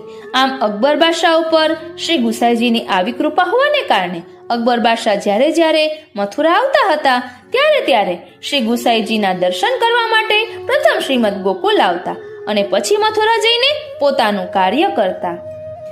અકબર બાદશાહનો એક પ્રસંગ છે કે સાહેબ કેસે મિલે, તે આપણે બધા જાણીએ જ છીએ. ત્યારબાદ એક દિવસ અકબર બાદશાહે એવું કર્યું કે રાજસભા ભરીને અકબર બાદશાહ પંડિતોને રાજસભામાં બોલાવ્યા અને અકબર બાદશાહ પંડિતોની સાથે એક ઉકેલ કરવા લાગ્યા કે દોહો દિલ્હી પતિ અકબર કહ્યો, વિદુષ બતાવો ભેદ, ધન્ય રાજ કાકો ભયો, યહ સંશહ મમ છેદ. સતયુગ શ્વેત વારાહ બુન, तीन्यो युग निराधार, धन्य राज्य पांडवन को कृष्ण लियो अवतार. एक प्रशंसा आपकी कहे तब आवे लाज, यह सुनी के अकबर कहियो, धन्य धन्य सब राज. धन्य भाग्य मम या समय, पंडित करो विचार. श्री वल्लभ वल्लभ सुवन, नवनिधि कृष्ण अवतार. એટલે અકબર બાદશાહને કેટલો સાનુભવ છે કે તેઓ જાણે છે કે શ્રી ગુસાઈજી છે એ કૃષ્ણનો જ અવતાર છે. આ દોહામાં એ કહી રહ્યા છે કે શ્રી વલ્લભ અને વલ્લભના સૂત એટલે કે મહાપ્રભુજી અને શ્રી ગુસાઈજી બંને કૃષ્ણનો અવતાર છે. અને નવનિધિ લખ્યું છે એટલે નવનિધિ પણ કૃષ્ણનો અવતાર છે. આમ રાજ્યસભામાં આવું કહીને અકબર બાદશાહ પોતાના રાજ્યને ભાગ્યશાળી માનવા લાગ્યા. અને એટલું જ નહીં પરંતુ સાથે સાથે તાજ બેગમને પણ બહુ જ કામી રાખવા લાગ્યા હતા. તે પછી તાજ બેગમની ઈચ્છા મુજબ તાજ બેગમે આગ્રામાં એક ગોકુલપુરા વસાવ્યું. અને પછી તો સમજો કે આ ગોકુલપુરામાં બધાય વૈષ્ણવો ભગવદીઓ રહેવા લાગ્યા હતા. તે પછી જ્યારે ફાગણ માસ આવ્યો ત્યારે એક સમયે તાજ બેગમને શ્રી ઠાકોરજીના દર્શન માટે બહુ જ વિરહ થયો. પરિણામે ખાવા પીવાનું મન પણ ભાન ભૂલાઈ ગયેલું જોઈને શ્રી ઠાકોરજીએ કૃપા કરીને પોતાના મહેલમાં જ સંપૂર્ણ લીલા સહિત હોળી ખેલતા શ્રી ઠાકોરજીના દર્શન કરાવ્યા. આમ પોતાને આવા દર્શન થતા તાજ બેગમ ધમાલ ગાવા લાગ્યા કે બહોરી ડફ બાજન લાગે હેરી તુમ સુનિયો સાહેલી. પછી છેલ્લે ટૂંકમાં એવું ગાયું કે નીરતન આવત તાજ રે પ્રભુ ગાવત હોરી ગીત બહોરી ડફ બાજન લાગે હેરી. આમ આવી રીતેની ધમાર ગાયા પછી શ્રી ઠાકોરજી અંતર્ધ્યાન થતા તાજ બેગમને બહુ વિરહ થવા લાગ્યો. આમ આ સમયે શોભાવતી તથા શેઠ વૃંદાવન દાસની પુત્રી એમ બંને સહેલીઓ પણ પાસે જ હતી. અને પછી આવા વિરહમાં ને વિરહમાં બીજા નવા દોહા બોલ્યા કે પ્રીતમ બસત પહાડ પે હમ યમુના કે તીર. પ્રીતમ બસત પહાડ પે हम यमुना के तीर अल के मिलनो कठिन है अब के मिलनो कठिन है पोवन परी जंजीर पावन परी जंजीर अगर आगरो मो कहियो गिरी पर बसे मोनाथ तोरी जंजीर जो मसो और मैं प्रीतम के पास इतनी रही घरनी गिरी इतनी रही धरनी गिरी जीव सखी उर लाय प्राण प्रिया के प्रेम सो सिंची धीर धराय निशा अंत महा विरह में दर्शन दीनो व्रजनाथ अकबर शाह मथुरा चले संग लिए तियताज. આમને આમ તાજ બેગમના આવા 3 દિવસો વીત્યા બાદ અકબર બાદશાહ તાજ બેગમની ખબર કાઢવા માટે તાજ બેગમના મહેલે આવ્યા. અને તાજ બેગમની આવી વિરહ દશા જોતા પોતે વિચાર કરવા લાગ્યા કે બેગમની કે તાજ જ્યારે પોતાના ઈષ્ટદેવના દર્શન કરશે ને ત્યારે તેના હૃદયમાં ઉત્પન્ન થયેલો વિરહ શાંત થશે. આમ આવો વિચાર કરીને મથુરા જવા માટેની તૈયારી કરાવીને બીજા દિવસે સવારે બંને સહેલીઓ સહિત તાજ બેગમને લઈને બાદશાહ અકબર મથુરા આવ્યા. હવે મથુરા આવ્યા પછી જેમનો અંતિમ સમય આવી પહોંચ્યો છે એવા તાજ બેગમે અકબર બાદશાહને કહ્યું કે હજરત સાહેબ, મારા ઈષ્ટદેવ શ્રી ગોવર્ધનનાથજી શ્રીનાથજીના દર્શન કરવાની મારી ઈચ્છા છે, તેથી મને ત્યાં લઈ ચાલો અને શ્રી ગોવર્ધનનાથજીના દર્શન કરાવો. તાજ બેગમની આવી ઈચ્છા જાણીને સૌને સાથે લઈને અકબર બાદશાહ ગોપાલપુરા એટલે કે જતીપુરા આવ્યા અને રુદ્રકુંડ ઉપર તંબુ લગાવીને મુકામ કર્યો. પછી પ્રથમ તો અકબર બાદશાહ ઉથાપનના દર્શન કરી અને પછી ભોગના સમયે આ તાજ બેગમને દર્શન કરવા લઈ ગયા. બાદ શ્રીનાથજીના દર્શન કરવા માટે તાજ બેગમ શ્રીનાથજીના મંદિરમાં આવ્યા અને ભોગના સમયે દર્શન કરતા પોતાને એવા દર્શન થયા કે શ્રી અંગ ઉપર મુકુટ ખાચરીનો શ્રૃંગાર ધારણ કરીને શ્રીનાથજી વ્રજભક્તોની સાથે હોળી ખેલતા હતા. તેમજ કુંભનદાસ, ગોવિંદ સ્વામી વગેરે ભગવદીઓ તાજ બેગમની જ બનાવેલી ધમાર ગાઈ રહ્યા હતા. વારી જાઉં, બલિહારી જાઉં અને શું કરી જાઉં. આમ પ્રણય લીલાના આવા દર્શન થતા તાજ બેગમને થતા નેત્રો મળતા વાત કીધી.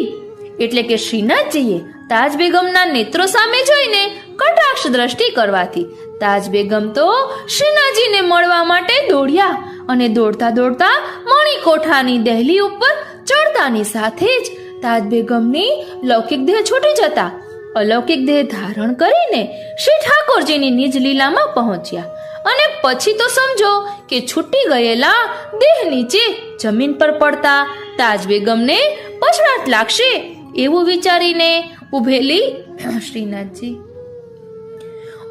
બંને સાહેલીઓ તાજ બેગમના લૌકિક દેહને જમીન પર પડતો રોકીને પોતાની ગોદમાં લઈ લીધો. પછી બંને સાહેલીઓએ ગભરાતા તાજ બેગમના લૌકિક દેહને શ્રી ગિરિરાજજીને નીચે દંડવતી શિલા પાસે લાવ્યા અને ગોદમાંથી નીચે ઉતારીને બેસાડવા લાગ્યા. પરંતુ તાજ બેગમના લૌકિક દેહમાં શ્વાસનો અંશ પણ રહ્યો ન હતો, એટલે કે જળ જેવો માત્ર દેહ જ દેખાયો.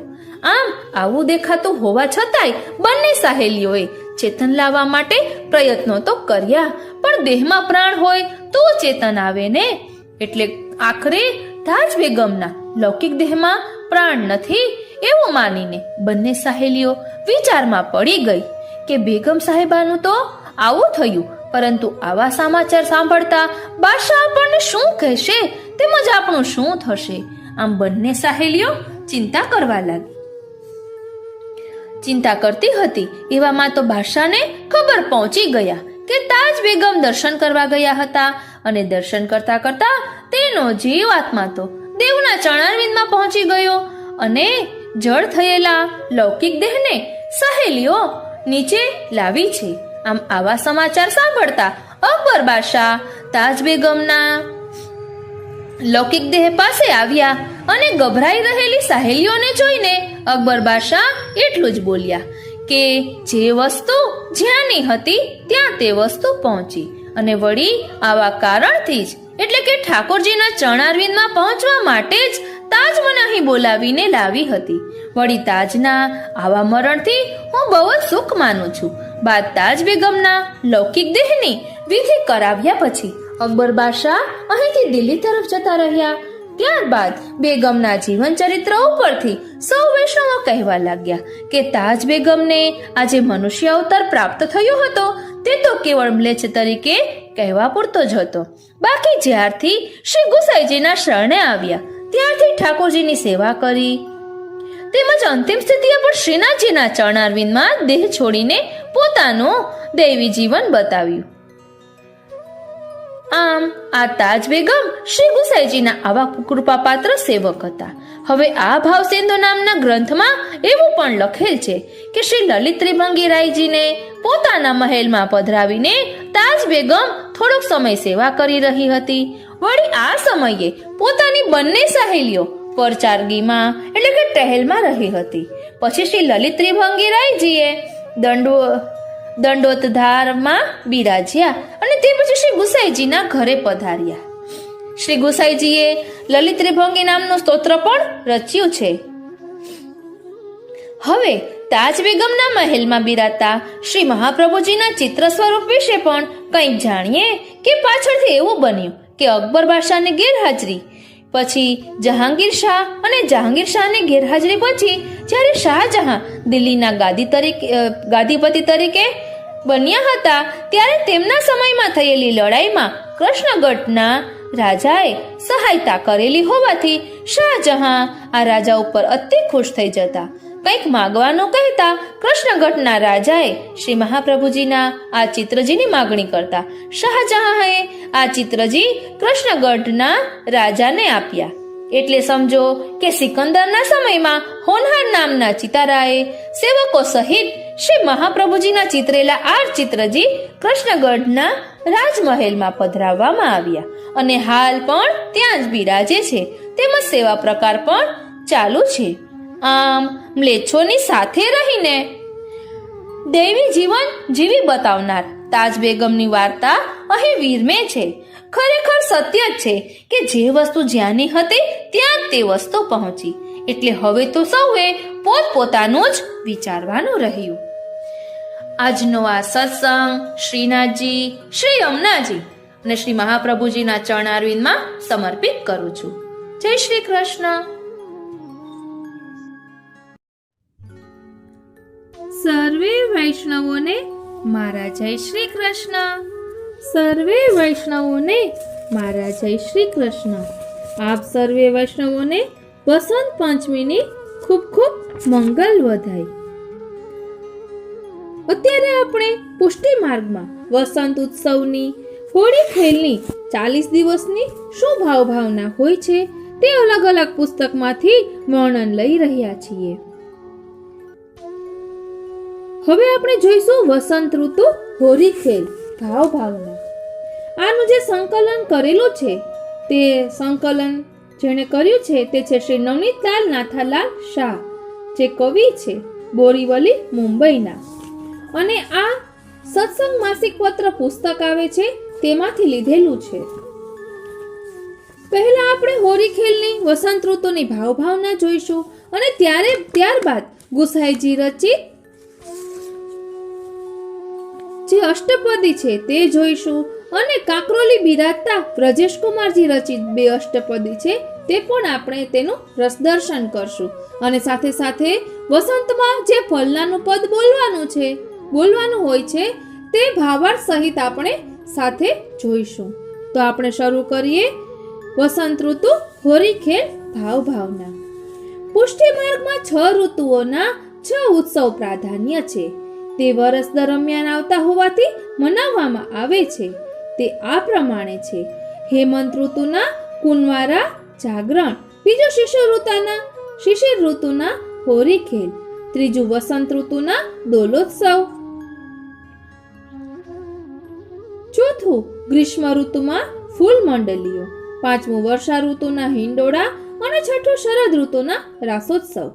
શ્રી ગુસાઈજીએ તાજચરણ શ્રી મહાપ્રભુજીની ઈચ્છા પૂર્ણ કરવા આ 6 ઋતુના ઉત્સવો કારતક સુદ એકમ અન્નકૂટ બાદ માગસર સુધી પૂનમ સુધીમાં પ્રથમ એક સાથે અલગ અલગ તિથિઓએ વિક્રમ સંવત 1600ની સાલમાં અંગીકાર કરાવ્યા અને માગસર સુધી પૂનમને દિવસે 56 ભોગ આરોગાવ્યો. આ ઉત્સવો પૈકી આપણો વિષય છે વસંત ઋતુ હોળી ખેલ. આપણે ત્યાં વસંત પંચમીથી શ્રી ઠાકોરજીને હોળી ખેલ ખેલાવવાની શરૂઆત થાય છે. વસંત પંચમીને દિવસે કામદેવનો જન્મ થયો છે એમ શાસ્ત્રો પરથી જાણવા મળે છે. તેથી વસંત ઋતુમાં સુમધુર વાતાવરણ હોય છે. નવ પલ્લવ અને ફૂલોથી બગીચા અને વન ઉપવન મહેકી ઉઠે છે. લતા પતાઓ નવા પાન ધારણ કરે છે. આ ઋતુ કામદેવની હોવાથી માદક વાતાવરણ થાય છે અને તેથી તેને કામ ઉત્તેજક ઋતુ ગણાય છે. વિરહીજનોનો વિરહ જગાવે છે અને પોતાના પ્રિયજનને મળવાની આતુરતા વધી જાય છે. શાસ્ત્રોએ આ ઋતુને 6 ઋતુઓમાં પ્રધાન ઋતુ માની છે. વસંત પંચમીથી દોલોત્સવ સુધી 42 દિવસ હોળી ખેલ થાય છે. આ લીલા ગોપીજનોમાં શ્રી ઠાકોરજીને મળવા માટેનો અનુરાગ જગાવે છે. ભક્ત વત્સલ અને ભક્ત ઈચ્છા પૂરક શ્રી ઠાકોરજી પણ ગોપીજનોને મળવાની મિશે કરીને હોળી ખેલવા પધારે છે. વસંત પંચમીના અગાઉના 4 દિવસ મહાસુદ એકમથી ચોથ સુધી વસંત આગમનના ગણાય છે. તદનુસાર પદો ગાવાનો પ્રકાર આપણે ત્યાં છે. શ્રી ઠાકોરજીને આ 4 દિવસ જરીના વસ્ત્ર અને ભારે શૃંગાર ધરાય છે, કારણ પછી 42 દિવસ સુધી આ વસ્ત્રો ધરાવાય નહીં. હોળી ખેલ દરમિયાન સફેદ વસ્ત્રો, લાલ પીળા છાંટણીના વગેરે વસ્ત્રો અને સુવર્ણના શૃંગાર ધરાય છે. વસંત પંચમીને દિવસે વસંતનો કુંભ, કળશ જેમાં થોડુંક જળ, ખજૂરીનો ડોડો, માંજરી એટલે કે મહોર સાથેના આંબાના પાન અને સરસવના છોડનો ડોડો રાખી તેને પીળું વસ્ત્ર લપેટી ધરવામાં આવે છે. તે શ્રી ઠાકોરજી સન્મુખ ધરાય છે. એ કળશનું અધિવાસન થાય છે અને શ્રી ઠાકોરજીને ખેલાવ્યા બાદ તે કળશને પણ અબીલ ગુલાલથી ખેલાવવામાં આવે છે. કીર્તનો અનુસાર ગોપીજનો 16 શૃંગાર સજીને માથે આંબાના પાન અને મંજરી સાથેનો કળશ માથે ધરીને ઝાંઝરના ઝનકાર સાથે નંદાલયમાં આવે છે. સિંહ દ્વાર આગળ તે કળશને વધાવવા જશોદાજી સામે આવે છે અને ગોપીજનો નંદાલયમાં જાય છે. શ્રી ઠાકોરજીને 4 વસ્તુઓથી ખેલાવાય છે. પહેલું કેસરનું જળ, બીજું ગુલાલ, ત્રીજું અબીર અને ચોથું ચોવા. આ 4 વસ્તુ ભાવનાત્મક છે. કેસર શ્રી સ્વામીજીનો ભાવ છે, ગુલાલ શ્રી લલિતાજીનો ભાવ છે, અબીર શ્રી ચંદ્રાવલીજીનો ભાવ છે અને ચોવા શ્રી યમુનાજીનો ભાવ છે. શ્રી ઠાકોરજીના વસ્ત્રો પર આ રીતે ખેલાવાય છે. જ્યારે પીછવાઈ, ચંદરવા, ખંડપાટ, ચોકરી વગેરેને કેસરી જળ અને ગુલાલ અબીરથી ખેલાવાય છે. બાદ વૈષ્ણવોને, દર્શનાર્થીઓને ખેલાવાય છે. ત્યારબાદ ખંડપાટ, ચોકરી વગેરે મંડાય અને સંપૂર્ણ રાજભોગનો બધો જ પ્રકાર થાય છે અને શ્રી ઠાકોરજીને આરતી કરાય છે. આ રીતે ઉત્સવનો આનંદ મનાય છે. મહાસુદી પૂનમ સુધી સૂક્ષ્મ ખેલ થાય છે. કીર્તન અનુસાર આ ખેલ નંદાલયમાં થાય છે, ત્યાં સુધી મર્યાદિત રહે છે. મહાસુદી પૂનમ હોળી દંડો રોપાય છે તે નંદાલયના આંગણમાં રોપવામાં આવે છે. મહાવદી એકમથી નંદાલયની બહાર હોળી ખેલ ખેલાય છે. હવે હોળી ખેલમાં ગોપીજનો શ્રી ઠાકોરજી સાથે હોળી ખેલવાનો આનંદ કેવી રીતે માણે છે તે કીર્તનોના સારાંશ પરથી જાણીએ. વ્રજમાં આવેલા અનેક સ્થળો, બંસીબટ, યમુના તટ, મધુવન ચોહટે, ગલીઓમાં વગેરે સ્થળો પ્રભુ ગોપીજનો સાથે હોળીનો રંગ જમાવે છે. હોળી ખેલની ગોઠવણ પણ બહુ વ્યવસ્થિત કરાય છે. એક બાજુ શ્રી ઠાકોરજી અને સખા મંડળ, બીજી બાજુ સ્વામિનીજી અને તેમનું સખી મંડળ સામ સામે આવે છે. પછી કેસર જલ, કેસુડા જલ, અબીર, ગુલાલ વગેરેથી પ્રથમ અરસપરસ જળ શિર પર ઢોળે અને ચોવા, અબીર, ગુલાલ લપટાવે. તેથી સ્વામિનીજી ગૌરવર્ણમાંથી શ્યામવર્ણ શ્રી ઠાકોરજી જેવા થઈ જાય. ક્યારેક વહેલી સવારથી ગોપ મંડળ શ્રી ઠાકોરજી સહિત ખૂણે ખૂણે છુપાઈ જાય અને ગોપીજનો જલ ભરીને આવતા હોય ત્યારે શ્રી ઠાકોરજી કાંકરી મારી મટકું ફોડી નાખે. પછી ખૂણે ખૂણેથી સખા મંડળ કેસરી જલ, કેસુડા જલ, અબીર, ગુલાલ લઈને તૂટી પડે અને તે ગોપીજનોને મુખ પર લપટાવે. ગોપીજનોના શિર પરથી માટલા નીચે પડે અને નંદવાઈ જાય. કોઈ ગોપી વડીલોના મલાજાના સંકોચથી આ રંગમાં ભાગ ન લઈ શકે. તેમને બળજબરીથી ખેંચીને બહાર લઈ આવે. વડીલો ફાટી આંખે જોતા રહી જાય.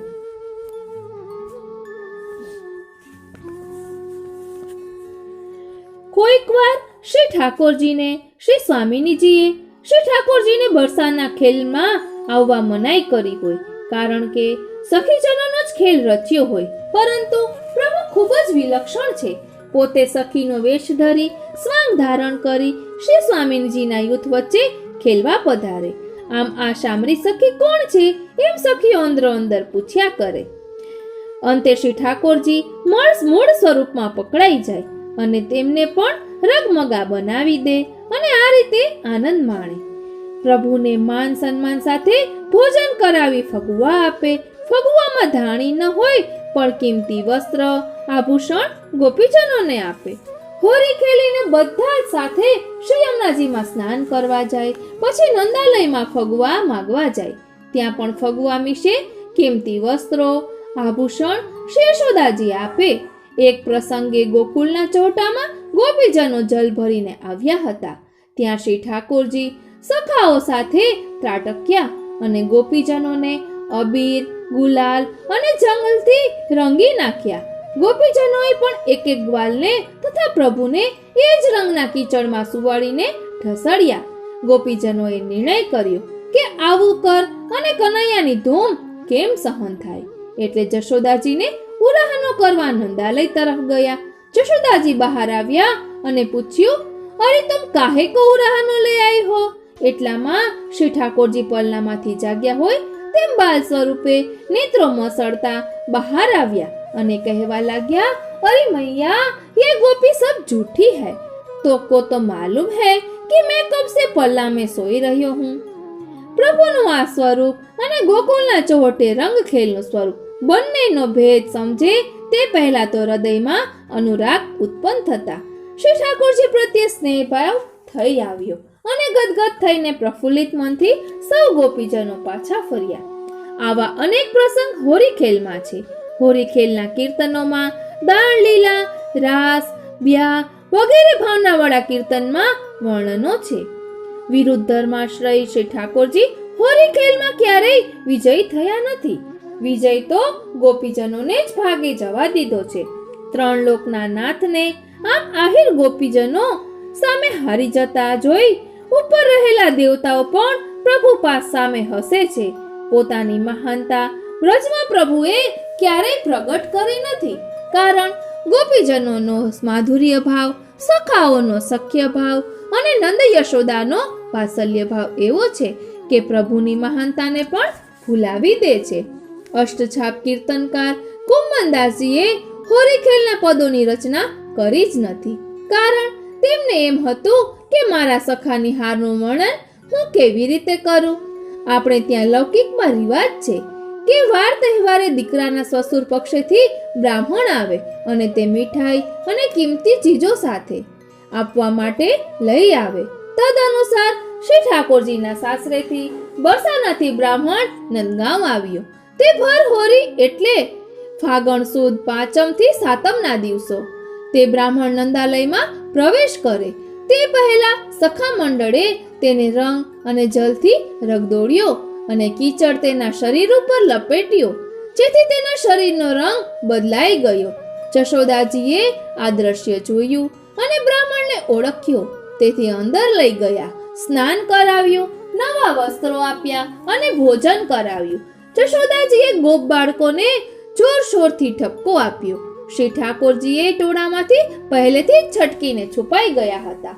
કારણ બ્રાહ્મણ એટલે કે પાંડે પોતાના સસુરથી આવેલો હતો. પોતે છુપાઈને ટગર ટગર જોઈ રહ્યા હતા. હોરીખેલમાં ગાળી દેવાની છૂટ હોય છે, તે અમર્યાદિત હોય છે. વાજિંત્રોમાં ઢોલ, મૃદંગ, ઝાંઝ, રબાબ, કિનરી, ભેરી, શહેનાઈ, દુંદુંભી વગેરે અનેક પ્રકારના વાજિંત્રો વાગે છે, જેથી ચોતરફ કોલાહલ થતો હોય છે. આ કોલાહલ સાંભળીને ખોખના લોકો ઉમટી આવે છે.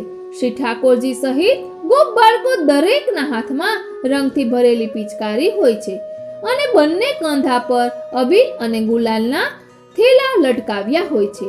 આપણે ત્યાં સેવા પ્રકારમાં પણ આ રીત છે. શ્રી ઠાકોરજીને શ્રી હસ્તમાં પિચકારી અને બંને બાજુ અબીલ ગુલાલના થેલા ધરાય છે. કેવું સુંદર દ્રશ્ય! દિવ્ય ચક્ષુ પ્રાપ્ત થાય અને પ્રભુ કૃપા કરે તો આ લીલાના દર્શન થાય. ભાગ્યવાન ભગવદીઓનો વિષય છે. આપણને પણ દર્શન થાય એવો વિરહ જાગે તો પ્રભુ જરૂર દર્શન આપે.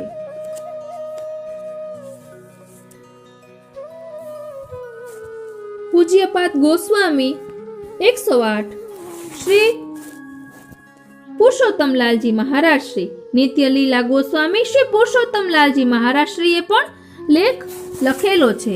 વસંત ઉત્સવ મહાસુદ 5મ થી ફાગણ સુદ પૂનમ સુધી 41 દિવસો વસંત ધમારના ખેલો દ્વારા કામનો ઉદ્દીપન ભાવ પ્રકટ કરી વ્રજભક્તો સાથે પ્રભુએ વિહાર કર્યો છે. વસંત ફાગના ખેલ પરકીય ભાવ સંપન્ન વ્રજલલનાઓ માટે પરમ ફલરૂપ છે. કારણ કે બધાના દેખતા નિશંકતાથી આનંદપૂર્વક પ્રભુ સાથે ખેલી શકાય છે. અને અષ્ટ સખાઓ ગાય છે કે સબ ફલ કો ફલ ફાગ. કારણ કે 5મ થી ડોલ સુધીના દિવસોમાં 4 યુથના ભાવથી કેસર રંગ ભરી પિચકારી ભરી પ્રેમાવેશમાં રંગથી તરબોળ થઈ પ્રભુ સાથે ખેલી વ્રજ ભક્તો ફલફલિત થાય છે. વસંત પંચમી થી ફાગણ સુદ પૂનમ સુધી નિત્ય રાજભોગ સમયે અષ્ટપદી ગવાય છે.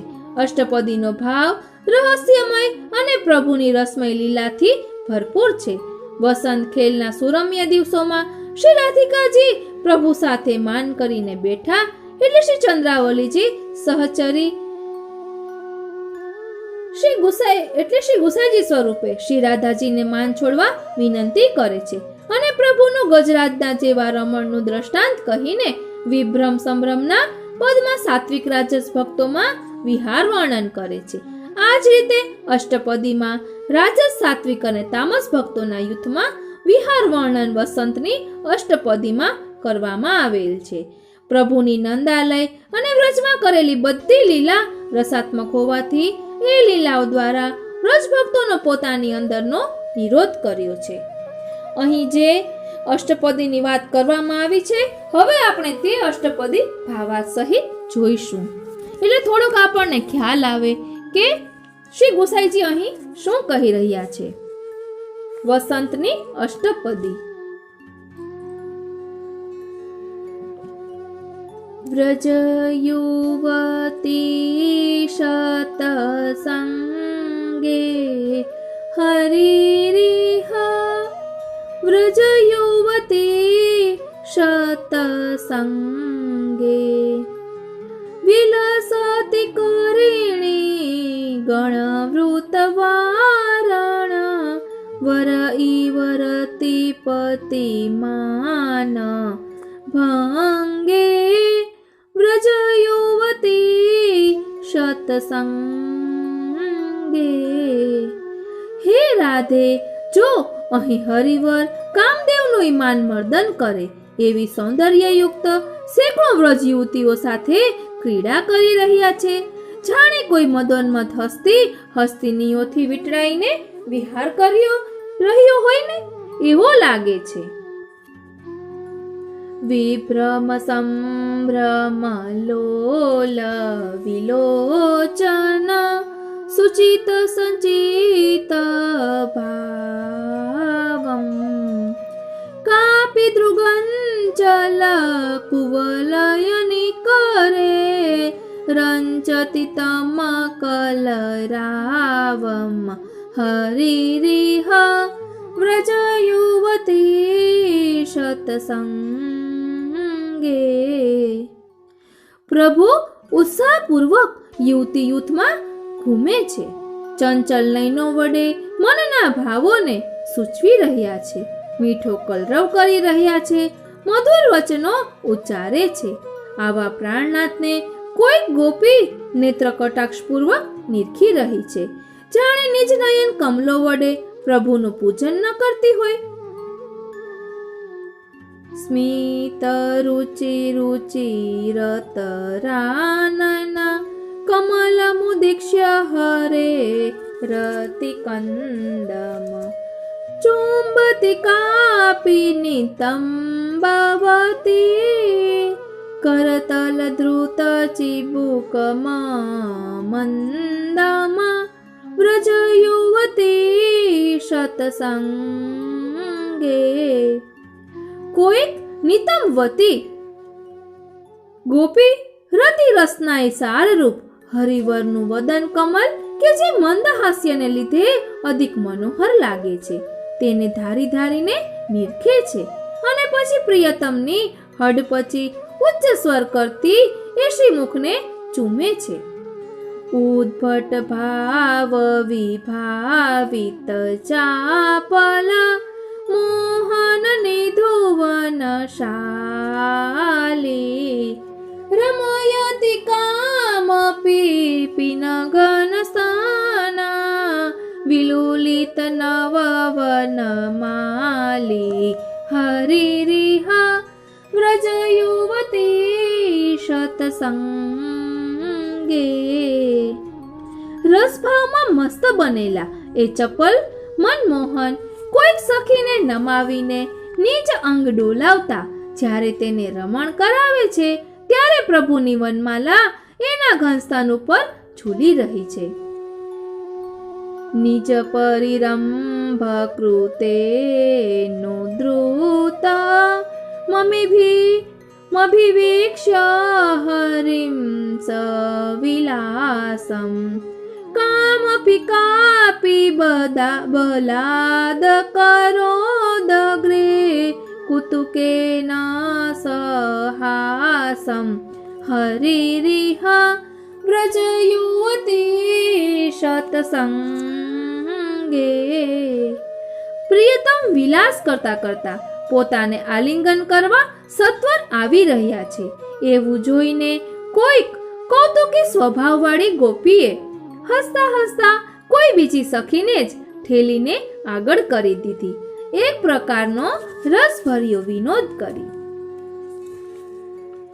કામપિની બંધ વિમોકસ સંભ્રમલજિત નયના રમયતિ સંપ્રતિ સુમુખી બલાદપી કરતલ ધૃત નિજવસ નામ વ્રજયુવતી સતસંગે.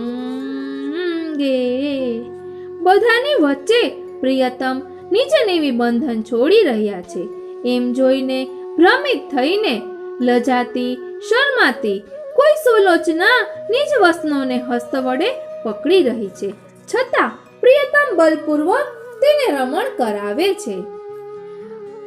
પ્રિય પરિરંભ વિપુલ પુલ કાવલી દ્વિગુણિત સુભગ શરીરા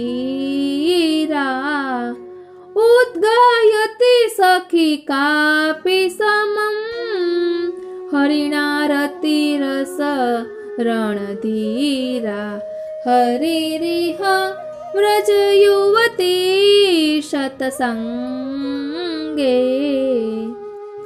કોઈક સખીને પ્રિયતમે આલિંગન આપ્યું તેથી તેનો રોમાંચ થઈ આવ્યા છે.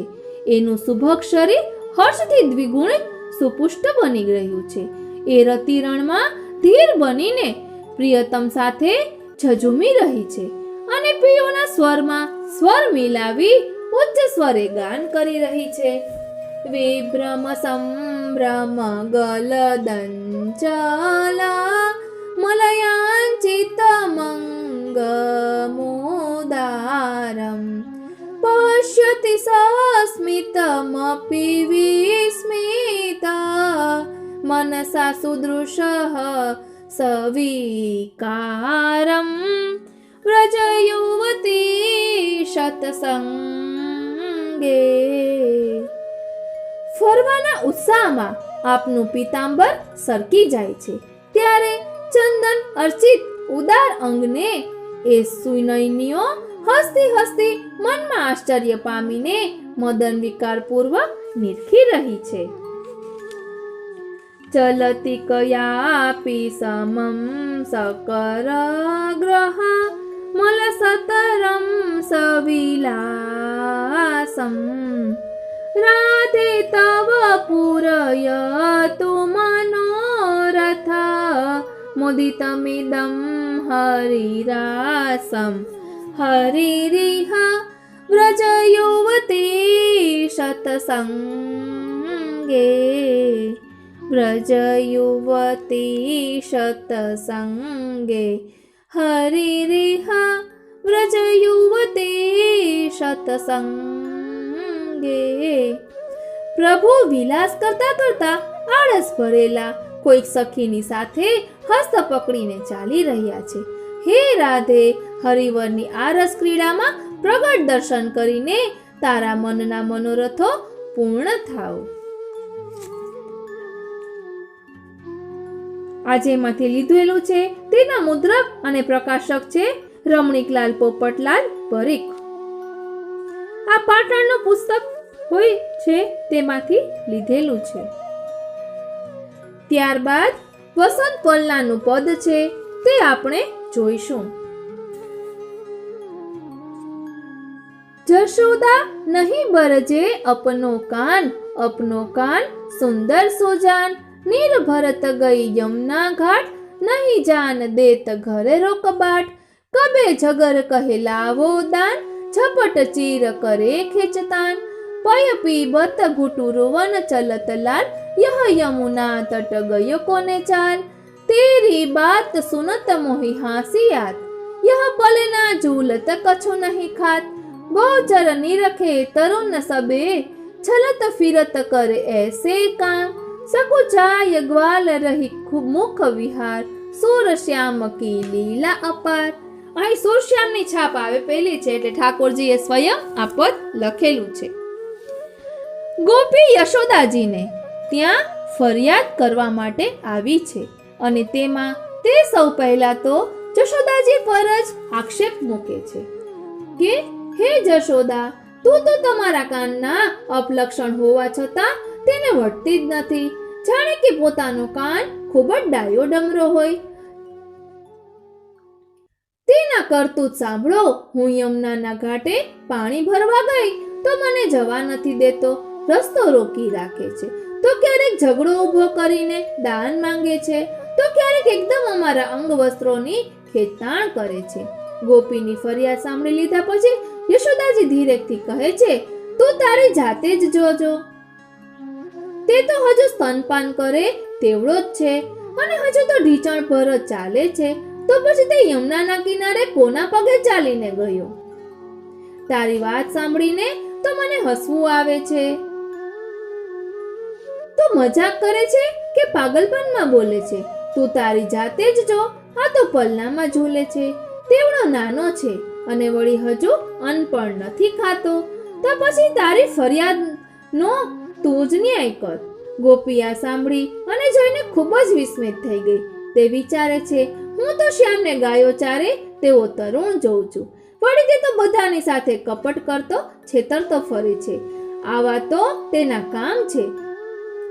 હવે આ બંને પ્રકાર એકમાં કઈ રીતે હોઈ શકે તેમ વિચારતા ગોપીની બુદ્ધિ કુંઠિત થઈ ગઈ. તેથી તે શરમાઈ સંકોચાઈને યશોદાજીનું મોઢું જ વકાસીને જોતી રહી. સુરશ્યામ કહે છે કે આ શ્યામ કનૈયાની લીલા બુદ્ધિની સીમાને પાર છે. આ રીતે શ્રી ગુસાઈજીએ પણ પ્રભુનો વિરુદ્ધ ધર્માશ્રય દર્શાવ્યો છે પ્રેંક પર્યંક શયનમ પલ્લાના પદમાં, કે એક બાજુ પ્રભુ પલ્લામાં પોઢે છે અને બીજી બાજુ ગોપીઓના મનનો હરણ કરે છે.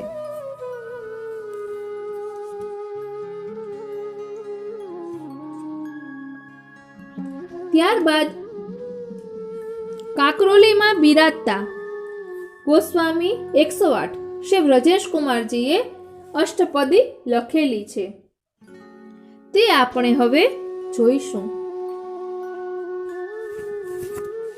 શ્રી સ્મરણ નિકુંજ કરીને પુસ્તક છે, જેના રચયિતા ગોસ્વામી શ્રી વ્રજેશ કુમારજી કાકરોલી વાળા છે. તેમાં અષ્ટપદી 2 આપેલી છે.